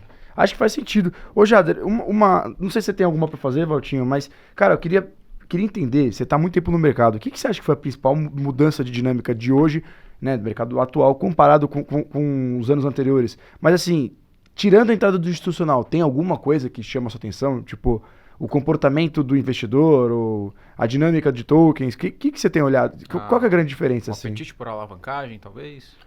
É algo interessante, acho que a gente conversar aqui também, que engloba um todo, né? Mas é o nível de conscientização das pessoas que vem aumentando. A gente está na era da internet, na era do digital, a gente tem mais acesso à informação, a conscientização dos investidores está aumentando. O que a gente está conversando aqui hoje vai despertar algumas curiosidades nos investidores. O que a gente falou aqui sobre o dólar. Se a gente fosse fazer uma pesquisa há 5 anos atrás, qual é o lastro do dólar? A grande maioria ia dizer que é o ouro, que é o petróleo. Hoje, se tu for fazer essa mesma pergunta para quem investe no mercado cripto, eles vão te responder na mesma hora. O lastro do dólar está na confiança do governo. E no Só que exército americano. Só que agora imagina, quanto mais conhecimento, quanto mais pessoas são conscientizadas como um podcast como esse aqui, mais as pessoas entendem realmente como o dinheiro funciona. Então, aquela confiança que tinha no dólar acaba diminuindo. E quanto mais a confiança no dólar diminui, mais eles buscam realmente alternativas e vão se moldando o que é o novo. Espera aí, eu quero a transparência que a blockchain oferece. Então, a gente está tendo investidores que o nível de conscientização, lógico, muitas pessoas ainda estão sendo atraídas pelas grandes oportunidades de ganhos que vão ter, que eu acho que é algo que a gente tem ainda no mercado, né? Eu estava falando com um amigo meu agora no aniversário, né? Falando sobre tudo que está acontecendo no mercado, sobre as oportunidades, ativos ainda que tem potencial de valorização enorme. Ele falou, mas Jader, olha só, tu teve sorte porque tu entrou lá no começo. Eu falei para ele, não, cara, eu não tive sorte de ter entrado lá no começo. Eu tive sorte de estar preparado e ter me preparado para permanecer até aqui. E eu vou te falar, eu tenho muita sorte de ainda estar preparado para ver as oportunidades que a gente está tendo. Eu falei para ele, BNB foi um dos ativos que mais me entregou retorno nesses últimos 2 anos. Há 2 anos atrás tem o JP, que é um grande amigo meu, o cara é um dinossauro aí do mercado, já está há mais de 14, 15 anos, eu acho, dentro do mercado cripto, trabalhou também na área de desenvolvedor. Quando eu comprei... O JP Mile? Não, JP treina jiu-jitsu aqui, ele tem uma corretora, a Nox, se eu não me engano, de cripto. O João Paulo, o nome dele. JP que a gente chama. Pô, Vou anotar. Vamos trazer aí no anota aí, pod, vocês vão gostar. Eu perguntei porque tem outro JP que eu conheço também, mas, pô, maneiro. Ele é aqui de São Paulo, então deve ser fácil aí, ó. Mas Porra, aí já pede pra ele conferir. 14 anos no mercado é tipo, porra, o Bitcoin criou e o cara tava lá. Não. Ele é muito antigo, porque ele é da época que ele andava com esses. Ele estudou lá nos Estados Unidos com esses desenvolvedores de inteligência artificial aí, os mais velhos, mais antigos. Que irado. Aquele é um dos. Como é que é o nome daquele investidor aqui de Bitcoin que saiu? Esqueci o nome dele agora. Foi um dos primeiros que brigou até com a Receita Federal aqui no Brasil, que está sumido, nunca mais se ouviu falar. Daniel Fraga. Daniel Fraga. Eles eram conhecidos, discutiam em fórum também, então o cara é antigo. Ele participa de um grupo meu junto com outros investidores, né?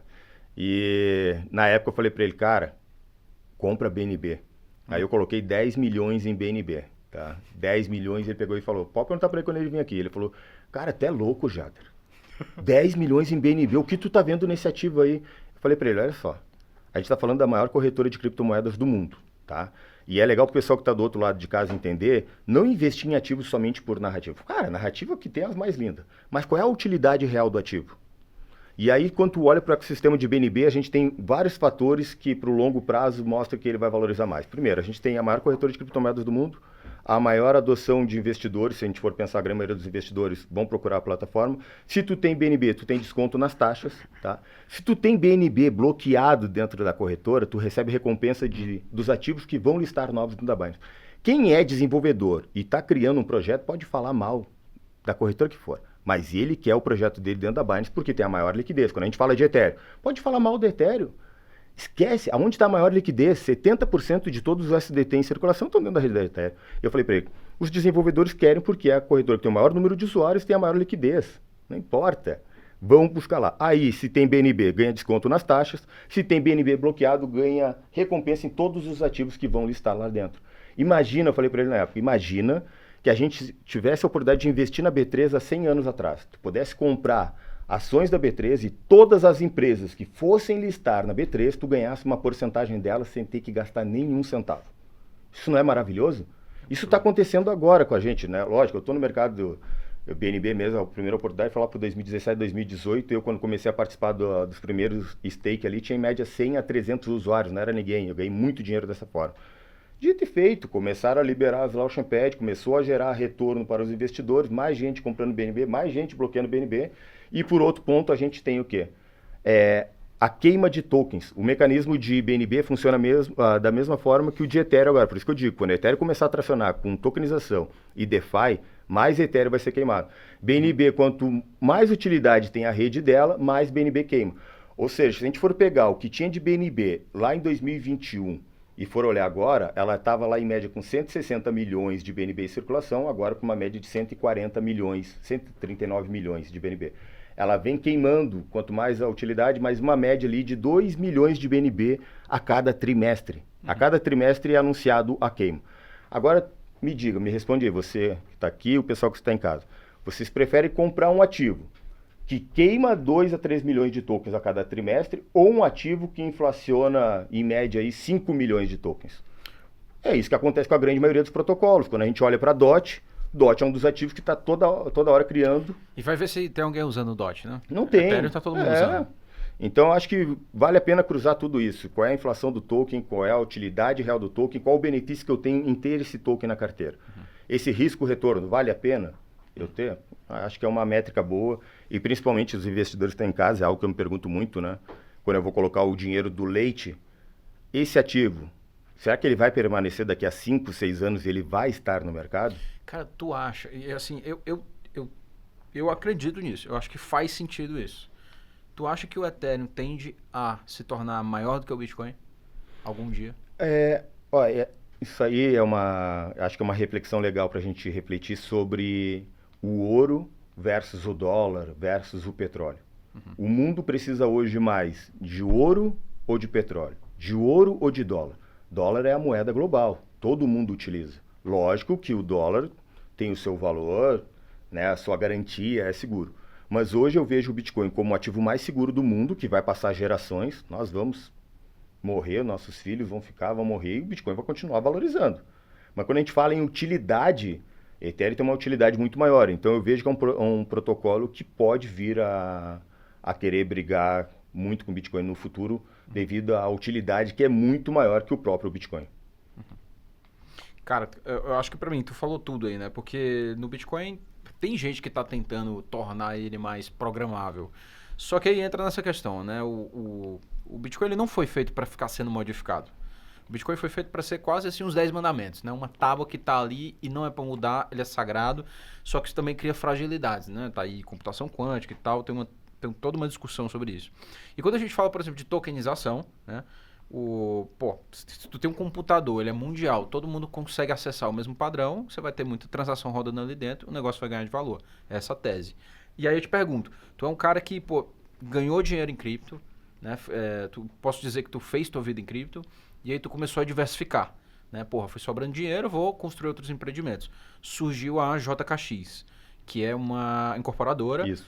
Vocês já mexem com tokenização? Vocês veem esse mercado como que tipo de oportunidade?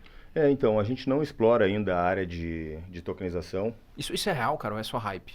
Tipo, tu acha que tem alguma coisa aqui para o mercado imobiliário? A tokenização? Tem. Eu vejo ali um crescimento muito grande, é um facilitador muito grande, né? Principalmente porque hoje a grande maioria dos meus investidores não são daqui do Brasil, são de fora, ou estão em Portugal, estão nos Estados Unidos, ou seja, bem diversificado. Para eles investirem aqui no Brasil, é uma burocracia muito grande para mandar dinheiro. Então imagina a tokenização, o que vai facilitar. Os Estados Unidos não está tokenizando dívida americana agora porque acha bonitinho a tokenização. Tá, porque eles têm acesso a uma liquidez global gigante. E sem contar que para emitir dólar lá também, eles precisam estar comprando comprando mais dívida americana. Ou seja, isso vai facilitar muito o acesso global à liquidez. Para mim seria importante. Mas aqui no Brasil ainda é algo bem burocrático ainda, né? Acho que é um longo caminho. Mas é algo que eu pretendo explorar no futuro. Respondendo a parte também, por que eu fui para a incorporação, né? Eu comecei no mercado, o maior aporte que eu fiz investindo em criptomoeda veio por meio de um apartamento que a minha esposa vendeu, que ela tinha comprado na época de Minha Casa Minha Vida. Na época, um apartamento de 30 e poucos mil que pagava parcelinha de R$300 por mês. Então foi esse apartamento que depois que eu já tinha experiência no mercado cripto, ela criou confiança junto comigo para vender e a gente tem um aporte maior para colocar no mercado e começar a alavancar os nossos ganhos. Então veio de um voto de confiança e veio de algo que ela comprou na época que era lá R$30 mil, a gente vendeu por foi R$125 mil na época. Então teve uma valorização absurda, isso sempre fez eu despertar para o mercado imobiliário. E o outro foi a segurança, por quê? Eu era pai, né? Era pai não, né? Sou pai agora de 3, era pai de 1, agora sou pai de 3. E uma coisa é a gente arriscar no mercado cripto, que é um mercado muito volátil, um mercado muito imprevisível, que a longo prazo tu sabe que vai continuar crescendo, mas tem um fator que é muito importante, que é a tua saúde psicológica. Imagina tu tá por bons anos, eu dei all-in no mercado e estava com 100% de tudo dentro do mercado cripto. Eu passei por quedas de 50%, 60% de acontecer numa noite. O Covid mesmo, eu estava acordado na frente do computador, do nada o mercado caindo 50%, 60%, não tinha liquidez para vender. A única coisa que te resta é tu fechar o computador. Se eu tivesse alavancado na época, eu teria perdido tudo. A sorte que eu sempre fui muito conservador e estava em spot. Mas vi o mercado cair 60%, fechei o computador e fui viajar. E aí veio a reflexão que é o quê? Até não ter filho, se eu perdesse tudo, a minha esposa, ela é muito guerreira. Ela veio, também começou tudo do zero comigo, passou por cada perrengue junto comigo. A gente foi morrer não, né? Foi morar na Marginal, numa casa que era caindo os barracos porque o aluguel era muito barato. Ou seja, ela passou muito perrengue. Só que eu e ela ir morar debaixo da ponte, ok. Agora, quando tu tem um filho, a tua responsabilidade é outra. Então, eu não poderia deixar eles estarem passando por isso, de estarem expostos 100%. Não seria justo com eles. E a forma, acho que, mais segura de você realmente guardar o seu patrimônio, dinheiro, me desculpa, mas real não tem como ter na carteira. Tu não sabe quanto é que vão imprimir, quanto é que vão inflacionar a moeda. Patrimônio e imóveis é algo que, ó, se eu chegar no banco agora e falar para eles, olha só, eu tenho 100 Bitcoin aqui. Ah, legal, Jado, bonito. Olha só, eu tenho 100 imóveis aqui. Quanto que tu quer? O que tu quer? Então não adianta, é um ativo com valor que não para de crescer. Aí foi onde eu comecei a investir, entrei como investidor apenas comprando algumas unidades na planta, tive uma valorização absurda, estudando bem a região que eu estava investindo, até que eu entrei como sócio da incorporadora, que já tinha mais de 10 anos, né? Então já foi meio que pensando realmente em gerar um patrimônio, uma qualidade de vida, uma segurança psicológica para minha família, né? Imagina, minha esposa ver a carteira derreter 50%, eu tô aqui intacto, eu aguento. Mas e ela? E os meus filhos amanhã depois, quando eu não estiver aqui também, né? Então, Você tem estômago, mas não é todo mundo que vai ter, né? não, Pô, legal. Cara, e a história de Luna? Conta pra gente. Acho que a gente ficou de perguntar isso, né? Que eu fiquei curioso. Legal. Luna também foi baseado em dados on-chain. O que aconteceu com Luna? Teve um caso bem interessante, porque teve um professor da faculdade do Rio de Janeiro, ele até lançou um livro do Bitcoin, não vou falar qual é o nome do livro do Bitcoin, mas ele foi um dos que começou a brigar comigo. Acho que em todas as fases da minha vida teve algum nome que brigou, né? Teve o Augusto ali em 2022, quando eu falei sobre os dados on-chain, que veio brigar porque não acreditava na minha tese, mas não quis colocar dinheiro. E teve esse professor da faculdade aí que lançou um livro bem conhecido sobre o Bitcoin.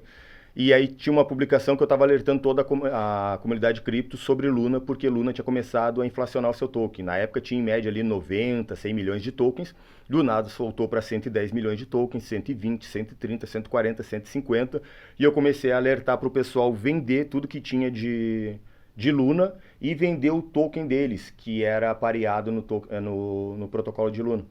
Porque eles tinham uma espiral da morte, né?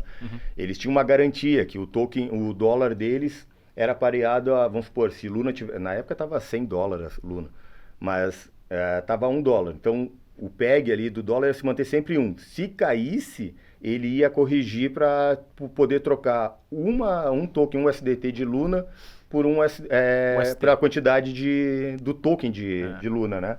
Então, conforme Luna ia caindo, iam emitindo mais tokens. E quanto mais eles resgatavam o USDT de garantia, imagina, os primeiros que conseguiram resgatar, eu tinha 30 mil dólares, 30 mil dólares vale 100 mil tokens agora. Agora 30 mil dólares vale 200 mil tokens. Esses 200 mil tokens que era a diferença, a blockchain da Luna criava. Ou seja, quanto mais as pessoas tentavam resgatar, mais Luna elas tiravam, e mais Luna entrava no mercado. Cara, imagina os primeiros caras que conseguiram resgatar, o que esses caras devem ter sido agradecidos assim. Todos acabaram, tipo assim, perdendo, mas quanto antes eles iam saindo, porque não tinha liquidez, né? Mas só para entender, para o pessoal que está do outro lado de casa, entender um pouquinho sobre o quanto isso é gravíssimo, tá? E fez muitas pessoas perderem a vida no mercado, pelas pessoas não entenderem sobre dados on-chain, sobre não entrarem, até entendem, mas às vezes por preguiça de estudar, tá? Porque esse professor aí, ele ia para a publicação e começou a discutir comigo. Não, porque Luna vai voltar, Luna é um protocolo bom, só está caindo porque tem investidores com medo. Eu falando para ele, cara, tu viu que foi inflacionado quase 50% o token, emitiram 50% a mais de tokens aqui em minutos. Eu voltava lá, ele discutindo comigo, voltava 10 minutos depois, eu tirava a print e mandava para ele, tu viu agora que está em 180 milhões, 200 milhões, 300 milhões, e ele discutia, não, mas os desenvolvedores vão arrumar uma forma de queimar esses tokens. Ele se apaixonou. Se apaixonou e queria defender porque estava todo mundo indicando para a comunidade. E aí o que eu digo tu saber medir o que é ego e o que é razão. Muitas pessoas querem só pelo ego, estão vendo que estão erradas, já viram que deu errado, mas querem manter ainda, tipo, manter aquilo que vai voltar, Não vai mais voltar. Até que chegou no momento que a gente estava falando de mais de 7 trilhões de tokens em circulação. Aí eu falei para ele, tá, e agora com 7 trilhões o que vão fazer? Porque nem se vender o planeta Terra, se vender todo o ouro, toda a riqueza que tem no mundo e colocar lá, Luna vai voltar por $100. Então, teve alunos meus que confiaram, que conseguiram não só salvar o capital, mas abrir o short. A minha operação entregou mais de 120 mil, teve alunos que fizeram mais de 130 mil por cento, devido a isso, a antecipar esse colapso no mercado, que começou. E aí, quando tu ia olhar para o volume do ativo, tá? E quando eu digo que milhares de pessoas se mataram, foi porque tinha YouTubers que iam para a internet abrindo vídeo, mostrando aqui, ó, tô abrindo a operação com 2 milhões. Ele acreditava, tava colocando o dinheiro dele mesmo em risco. Tava alongando. Tava em long. No outro dia acordava, não tinha nada. O ativo, se a gente for parar para pensar, tá, mas um ativo consegue entregar já de 132 mil por cento na queda, porque o máximo que vai cair é 99%. A Binance, e não só a Binance, mas várias outras corretoras, elas são calculadas por causa decimais. E o que aconteceu? Quando o Luna começou a cair de 100 para $10, ela calculou meio que 99%. De 10 para $1, e assim foi. Então, a cada casa decimal, vamos supor, a maior valorização que teve foi o quê? De 1 centavo para 0,01. 0,01, 0,01, 0,001, 0,00000. Caramba. Foi aumentando 0,0000000, e aí a cada zero desse era como se fosse mais 99% de multiplicação no que tu já tava. Então o negócio pegou um loop infinito. Muita gente me chamando de mentiroso, depois quando a comunidade começou a mostrar os resultados, até que saiu o anúncio da Binance que colocou como um bug que teve na plataforma, querendo bloquear alguns saques dos investidores, os que conseguiram sacar, a Binance, todas as corretoras grandes, na verdade. Teve aluno que me agradecendo porque eu avisei para sacar o dinheiro antes que desse algum problema, né? Porque tu ganhou, é teu, tá ali, tu abriu a operação. Imagina, para ele ganhar, muita gente perdeu dinheiro, porque tinha gente acreditando na alta. Cara, tem amigo meu que se eu abrir aqui as mensagens que eu mudei de telefone, mas eu devo ter os prints. Ele falando assim, Jadro, o que tu acha? Eu vou colocar 30 mil aí. Eu mandar uma mensagem, cara, tu vai acordar amanhã, isso não vai valer nem um McLanche feliz. Porque não adianta, cara, é uma inflação de tokens que vai correndo. Aí tu ia ver o volume era maior que de Bitcoin e de Ethereum. As pessoas começaram a trocar todos os bitcoins que tinham, todos os Ethereum que tinham, ativos bons, por uma merda de um token que não tinha mais valor nenhum devido à inflação. Então entraram, colocaram o dinheiro deles num buraco negro. Simplesmente, tô vendo aqui a moeda. Então assim, quando tu vê um ativo caindo 50%, 60%, não acha que é uma oportunidade. Busque antes de querer comprar, saber. Lógico, tu vai entrar com um valorzinho que tu pode perder, perfeito. Vou fazer uma aposta aqui, não tem nada a perder. Mas também não deixa ir pro lado emocional, porque é do ser humano, né? Eu digo isso porque eu tive que criar essa disciplina e ir treinando a minha mente. A gente é muito agressivo. Então, quando tu toma, a tua primeira reação é o quê? Bater de novo. Tu toma uma pancada do mercado, tu comprou um ativo com 50%, caiu mais 50%, tu acha que é uma grande oportunidade. Aí tu, tô perdendo 10, entrei porque 10 eu podia perder. Aí daqui a pouco tu já botou 100. Daqui a pouco tu já botou 1.000, daqui a pouco tu botou um dinheiro, porque o teu ego de não querer perder, não querer aceitar aquele loss, faz tu acabar entregando tudo. Então, ficar muito atento a esses dados. E nem todas as moedas que caem 50%, 90% é uma grande oportunidade. Total. E eu acho que esse é o principal erro das pessoas no mercado. Às vezes elas casam com tese, seja por ego, seja porque tá com muita grana, ou seja porque acha que o projeto é bom, porque tem narrativa, etc. Mas às vezes não é só narrativa que faz o projeto. E, cara, olhando para 2026 agora, o que você tá olhando pro mercado? Você tem alguma tese, alguma narrativa, algum protocolo? Óbvio, acho que tirando o Bitcoin, mas pode falar também do Bitcoin. O que você tem olhado para 2026? Tá otimista? Porque tem muita gente falando que a gente tá no bear market, né? Você acha que a gente tá no bear market ou não? Eu acredito que 2025 foi, né? Foi um ano que a gente passou o mercado embaixo ali, lateral. Mas eu tô bem otimista para esse ano, devido ao corte de juros, o institucional entrando, que é um novo público, né, querendo ou não, são investidores mais qualificados que não vão estar se desfazendo das suas posições a qualquer ruído do mercado. E, querendo ou não, eu vejo ali DeFi, o setor de tokenização, crescendo muito a partir de 2026.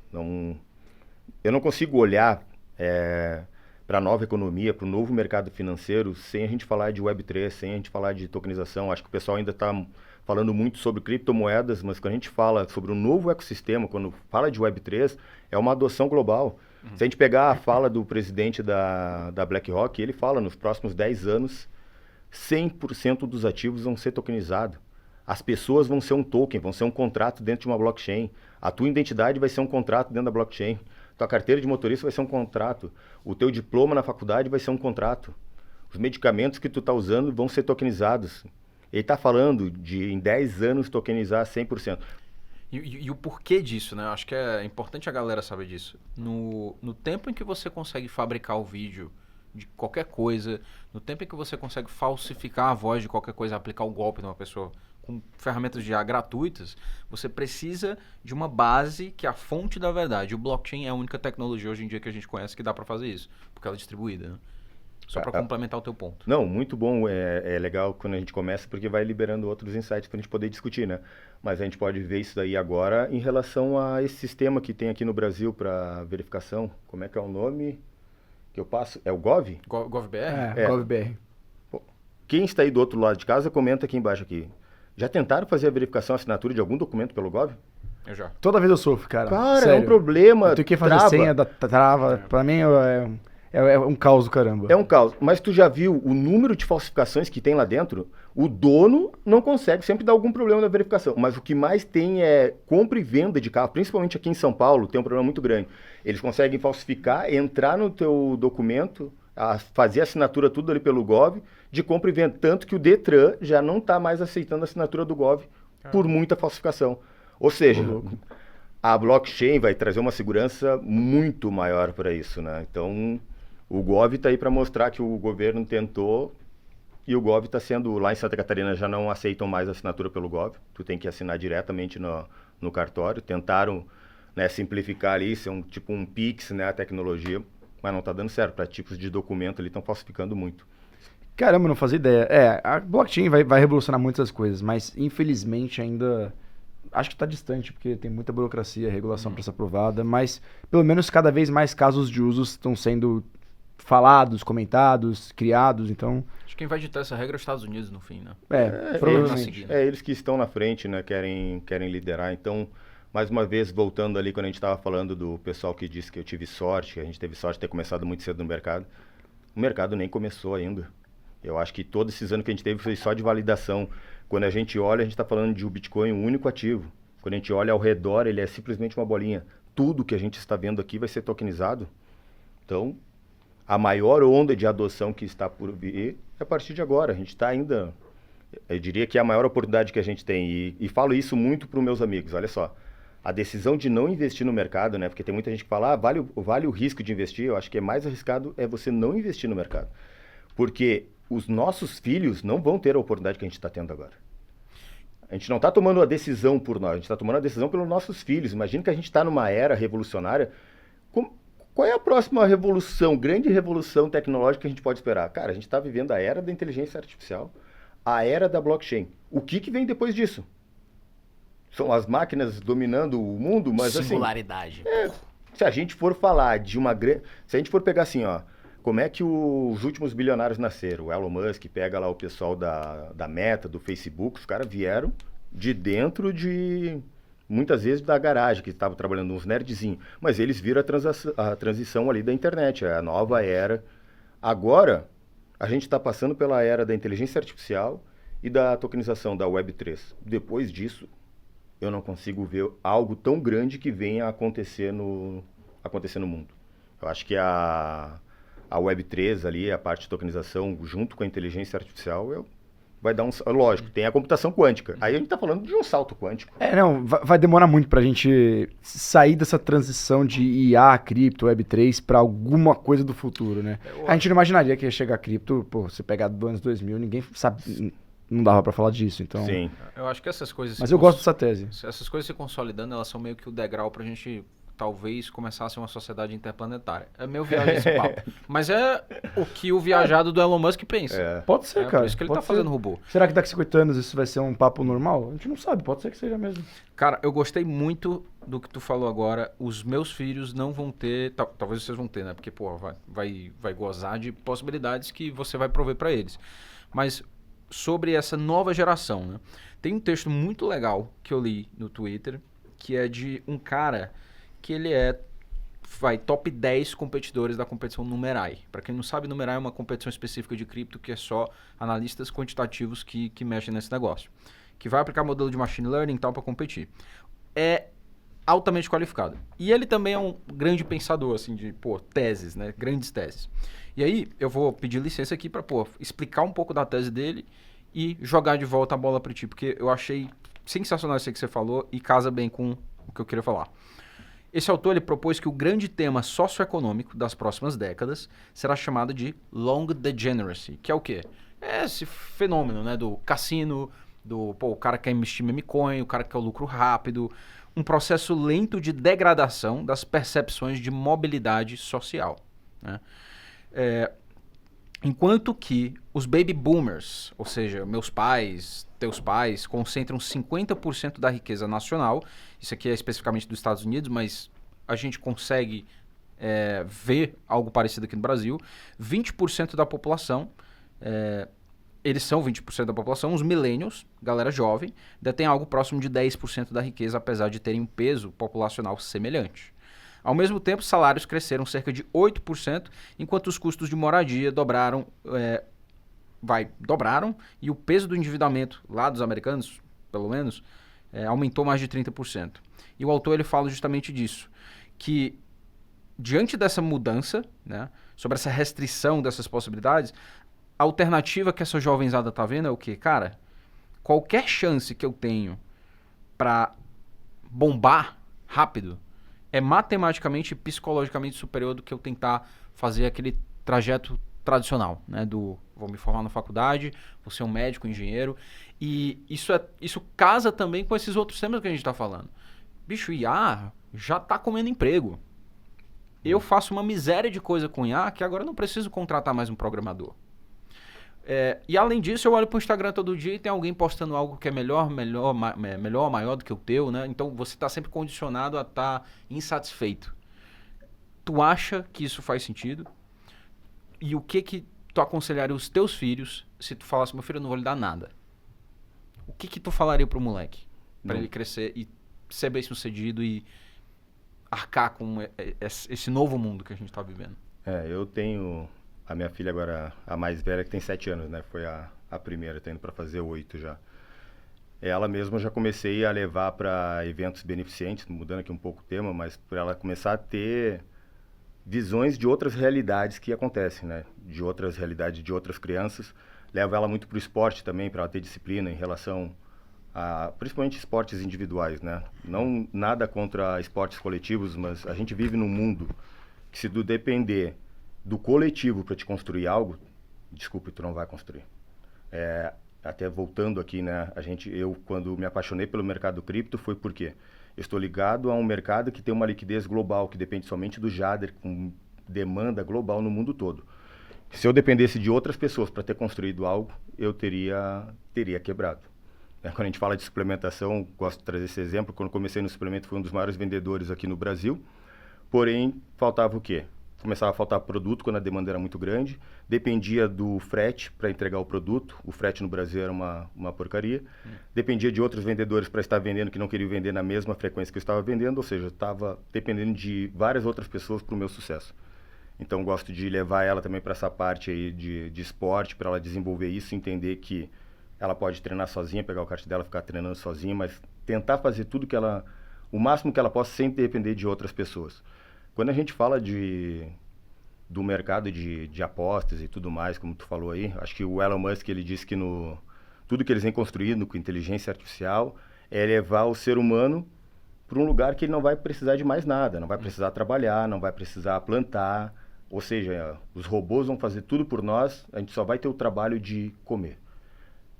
Esse conforto, essa zona de conforto, que tu acha que ela vai ajudar o ser humano? Eu estava falando ontem com um amigo meu também em relação a você saber ajudar, até que ponto você está ajudando e qual ponto você está amaldiçoando a vida de uma pessoa. Porque uma pessoa que não encontra nada, não tem um propósito na vida, não tem um trabalho, não tem algo realmente para edificar, essa pessoa tem uma vida completamente vazia, vai pensar o quê? Uma pessoa, pode-se dizer que entra em uma grande depressão. Então, se tu entrega tudo de mão beijada para essa pessoa, a tendência é que tu tá colocando ela numa zona de conforto, tu tá amaldiçoando ela. Quando a gente fala aí que a dívida do americano subiu em média 30%, o custo da vida do americano cresceu lá, a gente pode voltar no Covid. Será que não foi algo realmente planejado para implantar isso aí no ser humano? Porque quando a gente fala de zona de conforto, é muito bom a gente refletir sobre isso que aconteceu lá no Covid. O Covid, o que eles aprovaram? Olha só, você vai ficar em casa, não pode trabalhar porque é um risco para a saúde. Vai ficar em casa, mas tu vai ganhar um salário, se eu não me engano, na época o salário era de... Vamos botar aqui um número, tá? Porque eu não vou lembrar de cabeça, mas vamos colocar $2.000. Tu vai ganhar $2.000 para ficar em casa e não ter que trabalhar para não colocar a vida de outras pessoas em risco. Agora tu imagina, a pessoa que estava em casa, ela não estava trabalhando, não estava produzindo. Só que a demanda de compra dela continuava a mesma. Durante um ano ela ficou em casa se alimentando, não estava plantando arroz, não estava plantando feijão, não estavam produzindo. Ou seja, a oferta de produtos diminuiu, a demanda continuou crescendo, porque as pessoas estavam em casa com o mesmo poder aquisitivo, os Estados Unidos imprimindo mais dinheiro para poder manter todas essas pessoas em casa. Só que no final desse processo, o que aconteceu? O custo de vida do americano, que era de $2.000 por mês, soltou para $4.000. O que eles tiveram de uma zona de conforto de um ano recebendo do governo parado, eles vão pagar para o resto da vida essa dívida. O custo de vida deles subiu, pode-se dizer aí que dobrou. Então, o que eles receberam durante um ano, que foi muito bom, fiquei em casa, fiquei parado, uma zona de conforto, eu tenho tudo aqui, eu tenho do bom do melhor. Um ano que eles vão pagar para o resto da vida deles. Então, eu acho que para a nossa geração agora também, que está vendo muito essa facilidade, né? E eu acho que para quem está do outro lado de casa, merece prestar bem atenção aqui. Porque a oportunidade que a gente está tendo agora aqui é de investir em bons ativos ligados à inteligência artificial, bons ativos que estão dentro da blockchain, que vai proporcionar uma segurança de vida, uma qualidade de vida financeira. Essas pessoas que não aproveitarem isso, vão ir para um mercado onde as máquinas, pode-se dizer, que vão trabalhar para nós. As máquinas trabalhando lá, me desculpe, de onde que vai vir a renda para todo mundo? Então, assim, é uma dívida que pode ficar aí muito grande para o mercado. Do mesmo jeito que tem investidores que vão pagar essa dívida para o resto da vida, essa zona de conforto que eles querem planejar para nós aí, vai ser uma dívida que vai ficar de geração para geração. Então é saber aportar. Agora, voltando para o jogo de aposta, acho que isso é muito complexo, porque imagina tu com dinheiro em casa, o que tu quer? Quero buscar dopamina, quero uma dopamina mais rápido, joguinho de aposta, porque olha só as apostas no Brasil, o que cresceram. Só o ano passado, acho que bilhões que foram... Me diz o time do Brasil aí que não é patrocinado por uma bet hoje, não. Eles dominaram o mercado. Agora tem 7 times que não estão sendo patrocinados, hein? O Chatak fez uma thread lá, acompanhando o Sports Market Makers, que ele explica. Pô. Mas eu entendi o que você quis dizer, eu tô só fazendo propaganda. Até gostei que você falou isso aí. Agora eu sei. Já está em baixa as casas, né? Porque a demanda é muito grande, aquele oba-oba já foi. As pessoas estão começando a se conscientizar que aquilo dali não é de verdade. E vale a gente refletir aqui sobre um tema muito importante, tá? Quando a gente fala de apostas. Eu, quando comecei a investir no mercado cripto, era uma aposta. Mas eu estudar sobre aquilo, estar preparado, fez eu fazer uma aposta de forma conscientizada, correr um risco realmente. E muitas pessoas falam, qual é a diferença do Tigrinho para fazer uma aposta no mercado cripto? Tem muita diferença, porque a gente está falando de um mercado que a longo prazo vai continuar. Essas casas de aposta aí, será que daqui a um ano vão estar? No último ano já foi eliminado muitas delas, né? Então eu prefiro fazer uma aposta de forma consciente dentro de um mercado que o meu risco-retorno olhando é muito exponencial. Exato, e que tem fundamento, tem institucional entrando, tem gente séria construindo, né? Grandes empresários, acho que colocar cripto, comparar isso, quem faz isso não tem conhecimento sobre o mercado, porque é o que a gente falou, a gente está discutindo todo dia aqui, não é qualquer um que tá investindo no mercado de cripto, né? Tem muita gente séria. Bom, Valtinho, bora para os takes rápidos? Rapidinhas. Então, vamos lá. A gente mudou essa pergunta para 2026, mas como é a primeira vez o Jader aqui, cara, quem que você acha que é o Satoshi Nakamoto? Boa pergunta. Acredito que não seja uma pessoa só, até estava discutindo sobre isso com os amigos meus agora na viagem que eu fiz. Eu acredito que seja vários especialistas renomados que se reuniram realmente para construir, porque não tem como ser apenas uma pessoa por trás de algo tão grandioso como foi construído. O cara depende ali, sabe muito sobre realmente tecnologia, sobre economia, sobre história. Tem muitos fatores ali que fizeram o Bitcoin se tornar não só o ativo mais seguro, mas perfeito economicamente. Eu acho que tudo que a gente buscava em um ativo, né? A gente estava discutindo sobre isso, né? De qual país poderia... Será que foi os Estados Unidos? Eu acho que que não vem dos Estados Unidos, né? Se a gente vai olhar ali para os judeus, que foi um povo muito, tipo, sofreu muito sendo perseguido, queriam levar suas riquezas de um lado para o outro, levar ouro, levar joias, eles carregavam tudo em diamante. Agora tu imagina com um poder aquisitivo muito grande, carregar diamante, carregar ouro de um país para o outro. A gente pega exemplo da Venezuela. A Venezuela, quando estava em guerra, lá os países em guerra, Ucrânia, quando estava em guerra, quem tinha muito ouro não conseguiu sair do país. Agora, quem tinha Bitcoin conseguiu sair com Bitcoin dentro de um pendrive. Então, acredito que tem um dedinho deles ali também por trás, devido a tudo isso. Que hoje, para te transferir, para te andar com Bitcoin, transferir trilhões de um lado para o outro é Fácil muito demais. simples. Cara, tem uma pergunta que eu pensei, ouvindo a tua história. Uma rapidinha que a gente nem... Acho que a gente nunca fez essa rapidinha aqui. Existe meritocracia? Eu acredito que exista. Foi onde eu mais encontrei meritocracia foi no mercado. Um lugar que realmente ele não vai te recompensar por alguém que te indicou, mas sim pelo teu trabalho, pela tua disciplina, pelo teu comprometimento, né?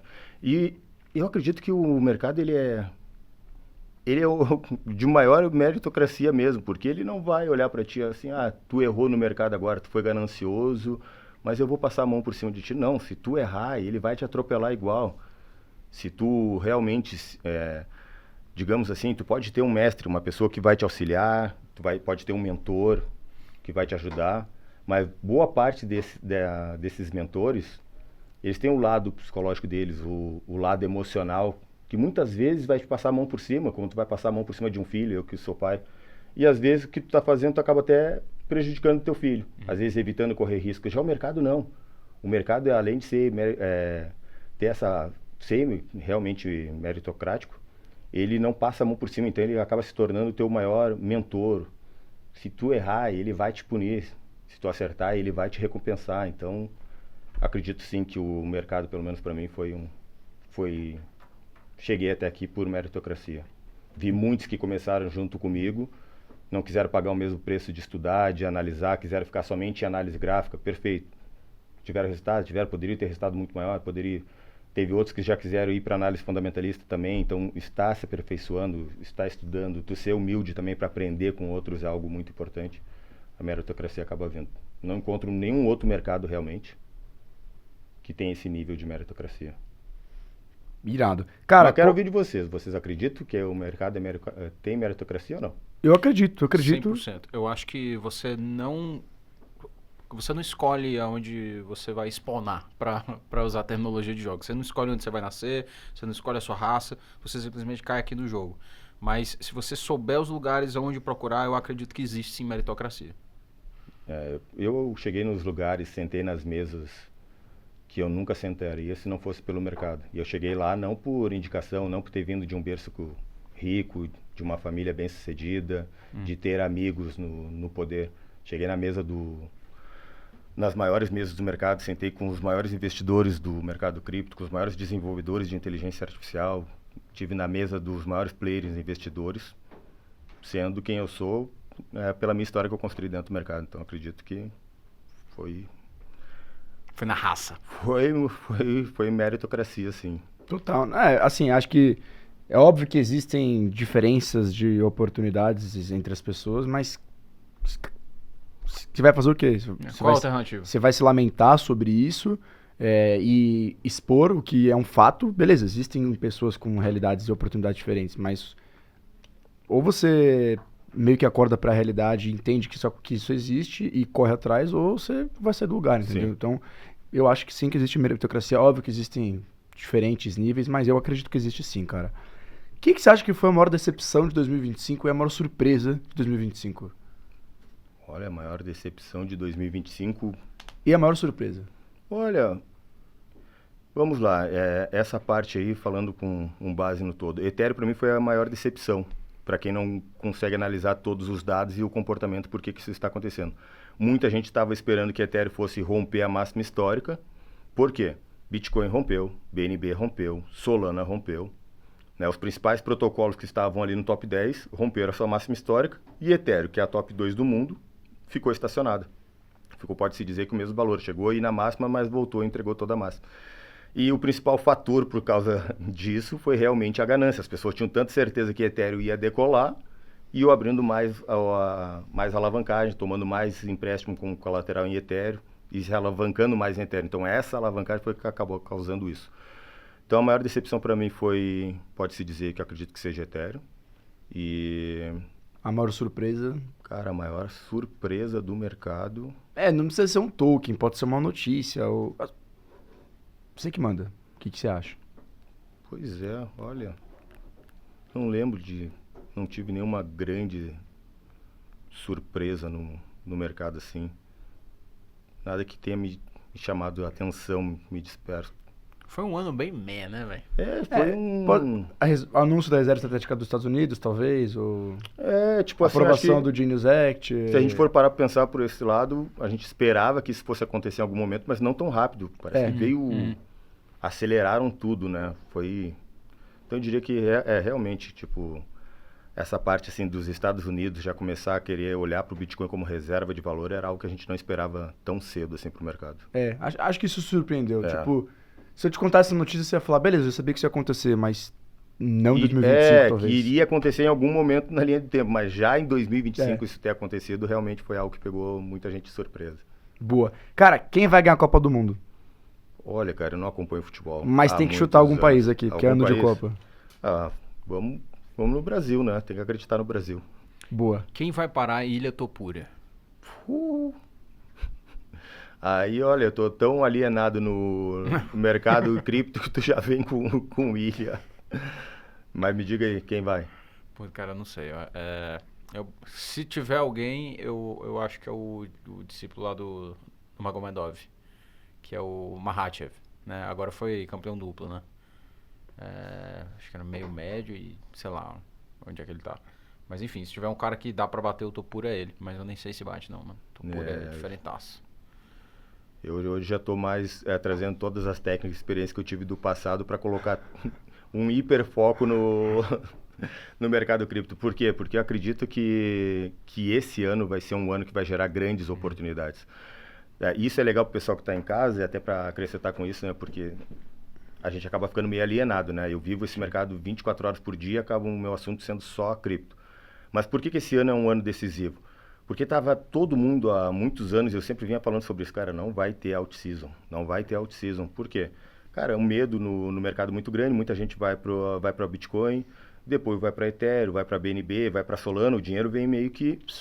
Só que o dinheiro veio escorregando e ele tinha que descer por aqui, tinha que passar por Ethereum. Ethereum tinha que realmente subir, valorizar para começar a despejar para os outros protocolos, porque a maior liquidez está dentro de Ethereum. A maioria dos players estão presos em Ethereum, porque Ethereum não saiu do lugar. E enquanto esses players não terem lucro realmente expressivos com Ethereum, eles não vão diversificar nas altcoins. O risco, o meu dinheiro está aqui no ativo que é seguro, agora eu vou ir para ativos pequenos para correr um risco maior com potencial. Então, se Ethereum realmente for aprovado o ETF de Ethereum com stake, Ethereum ter essa valorização que a gente está esperando, as altcoins, principalmente que estão dentro do ecossistema de Ethereum, vão explodir. Então, o meu foco está todo o quê? Para conseguir acompanhar e estar preparado para poder me posicionar nessas narrativas. E só para aproveitar o gancho aqui, ser bem rápido, quando a gente fala de narrativa, o dinheiro, boa parte desse dinheiro que está dentro do mercado, ele só vai mudar de mãos. Amanhã saiu uma notícia que a RWA agora é o futuro. O dinheiro migra muito rápido para os protocolos que estão em RWA e explodem. Agora a narrativa é DeFi, os principais protocolos de DeFi vão explodir. Agora é de stake, o dinheiro só vai mudando daqui para cá. Então, se tu souber te posicionar de forma rápida, tirar o dinheiro daqui, colocou nesse setor explodiu, dobrou, tira o teu risco. Agora a narrativa é essa. Então é algo que acontece numa janela muito rápida. A gente diz coisa de 3 a 4 meses. Pega os ciclos de alta. Vai ver que a maior alta, o pico da alta durou 3, 4 meses. E ali teve várias altcoinzinhas, vários setores que era narrativa que... Por que eu falo isso? Hoje eu tenho acesso a muitos fundos de investimento, grandes players. E sempre quando tem alguma novidade, eles nos procuram para começar a compartilhar as novidades no mercado, né? E até atrair, ir em busca de outros influenciadores para estar apoiando os protocolos. Então isso é muito rápido, a narrativa. E aí, hoje em dia, querendo ou não, se a gente for fazer uma análise aqui, boa parte dos investidores, não só do Brasil, mas globalmente, eles tomam decisão baseada em influenciadores. Por isso que eu estou dizendo que aí tem um risco muito grande das pessoas que estão do outro lado também se conscientizar e fazer a sua própria análise. Não acreditar somente no que as pessoas estão falando. Né? Não tomar aquilo como uma verdade absoluta. O cara falou, essa é a verdade, Jader acredita em Ethereum, perfeito, mas vou lá realmente ver se isso faz sentido. Né? Analisar, estudar. Porque vem muita narrativa, muito dinheiro mudando de mão, e o dinheiro saiu daqui, foi para cá, e do nada o dinheiro já saiu daqui, veio para cá, e aqui desaparece. E continuar se atualizando os protocolos, esses protocolos realmente continuam desenvolvendo o projeto, atualizando. Ethereum agora é muito bom, a gente falou de Ethereum aqui. Bom, projeto bom. Mas pode ser que amanhã a gente saia daqui, feche o próprio desenvolvedor de Ethereum e diga, olha só, a gente está abandonando o protocolo.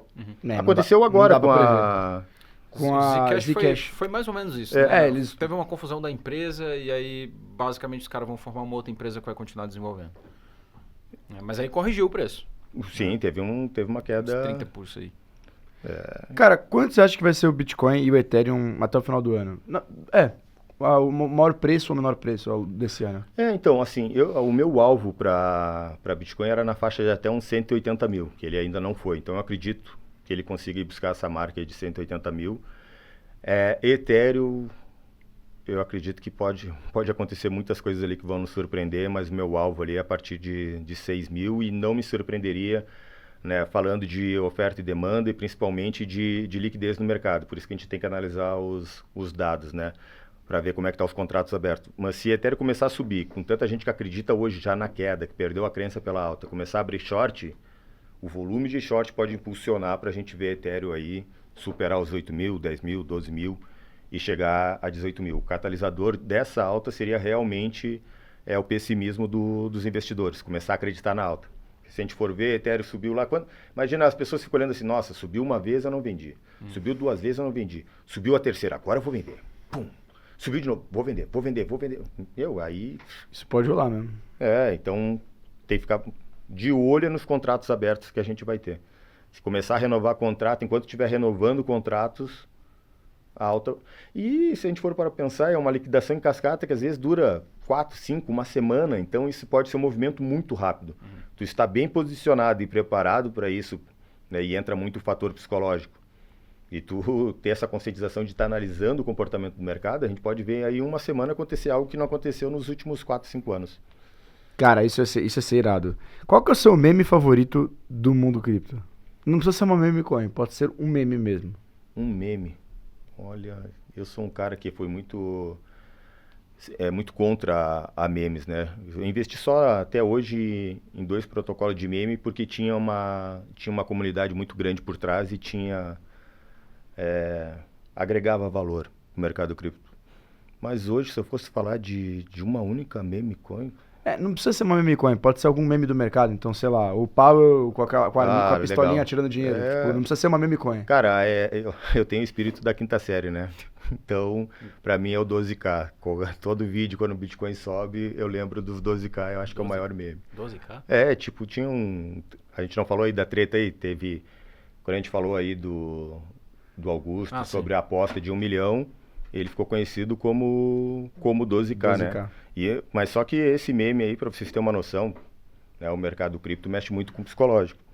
Então, quando a gente está exposto no mercado, acontece muito disso, né? Mas esse evento aí acabou ocasionando do Augusto me encontrar em Porto Alegre, num grande evento de criptomoeda lá, que estavam os maiores players, estava eu, Diego Velasque e outros players do mercado, e ele chegar e me ameaçar até de morte.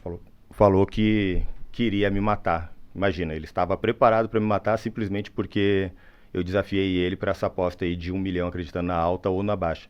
E por esse meme aí de 12K, acabou afetando um pouquinho o psicológico dele. Ele chegar nesse ponto de falar que estava preparado para me matar em público, ele falou para todo mundo. Então esse foi um meme aí que acabou marcando um pouco o mercado aí. Você tem que escolher um, stop loss ou take profit? Olha, o que mais me salvou aqui é... Pergunta boa. Vamos de stop loss. Melhor garantir o stop, saber o que que pode programar do que pagar para ver.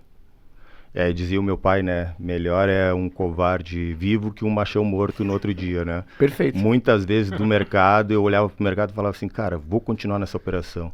falava, não, quer saber? Vou fechar, porque é melhor eu ser covarde hoje, mas estar vivo no mercado amanhã e com a cabeça voltar para o mercado e reorganizar as minhas operações. Então, saber definir um stop ali é importantíssimo. Saber sobreviver um dia no mercado, porque é um dia de fúria, um dia de ira, tu pode colocar tudo em risco, perder tudo. Boa. Vou do livro, ou você tem mais alguma? Tô zerado. Então, para finalizar, você vai para uma ilha e aí você tem que escolher um livro para você ler e um livro para você queimar. Se tiver, né? Óbvio. Um livro para ler, um livro para queimar. Olha, eu vou levar um livro que marcou muito a minha vida, porque foi um dos primeiros que eu ganhei de um amigo meu, que era Pai Rico, Pai Pobre. Porque tinha algumas frases ali, tipo, pequenininhas, que mudaram completamente a minha forma de pensar. Tinha uma que dizia que se você se dedicar durante 4 anos a estudar, no mínimo ali de 2 a 4 horas por dia, em 4 anos você se torna especialista em qualquer área. Então foi lendo esse livro que eu coloquei como meta estudar mais de 12 horas, porque eu não podia esperar 4 anos. Então eu falei, olha, se eu estudar 4 horas por dia vai levar 4 anos, se eu estudar 12 vai levar 1 ano. Então eu comecei a estudar muito mais com base nisso, em querer reduzir esse tempo, né? Então a gente segue aí essa jornada. Um pequeno detalhezinho aí que faz continuar no mercado estudando muito por muitas horas. Irado. Para finalizar, cara, faz o seu jabá, fala pra galera onde que eles conseguem te encontrar, fala da tua comunidade, fala como que você gostaria que as pessoas te encontrassem aí na internet. Bom, irado. Bom, pessoal, para quem quiser me acompanhar nas redes sociais, meu Instagram é @ojadernogueira. Por lá eu compartilho as minhas análises, as minhas operações que eu estou abrindo. Como eu já falei aqui, não vai ser só falar, né? Realmente o que eu falo é o que eu estou executando e colocando em prática. Então fica o convite, @ojadernogueira, e quem quiser tem o meu Telegram também, dá para acessar pelo link da bio. E vamos lá, o que não vai faltar é cripto para a gente discutir aí nos próximos anos. Bom, mais uma vez, tamo junto, Valtinho. Até a próxima. Até a Obrigado. próxima. Valeu, obrigado pessoal, aguardo vocês lá no Instagram. Boa, Jader, muito obrigado, espero que você tenha gostado do episódio, que seja o primeiro de muitos, foi um prazer receber você aqui. Valtinho, quer mandar um recado? Cara, você deve ter ouvido aqui muita ideia interessante e a gente aqui do Crypto Never Sleeps está criando um projeto baseado nas ideias que a gente discute aqui. A gente já fala muito de informação, mas você precisa executar. 2025 foi um ano complicado. 2026 talvez continue sendo e você precisa ter uma execução no mercado de cripto que é em tempo real, que não para, que não dorme, que não é emocional. E por isso a gente está criando o CNS Alpha. O CNS Alpha é uma automação que vai replicar todas as operações que acontecem dentro do CNS Alpha, uma carteira Market Makers, dentro da tua conta na corretora Binance. Se você está interessado em conhecer mais sobre esse projeto, o link está aqui na bio. E é isso, pessoal. Espero que vocês tenham gostado do episódio. Não se esqueçam de compartilhar, curtir, comentar. Deixa o like aqui, manda para um amigo de vocês. Se inscreva no canal, por favor, ativa o sininho. E valeu!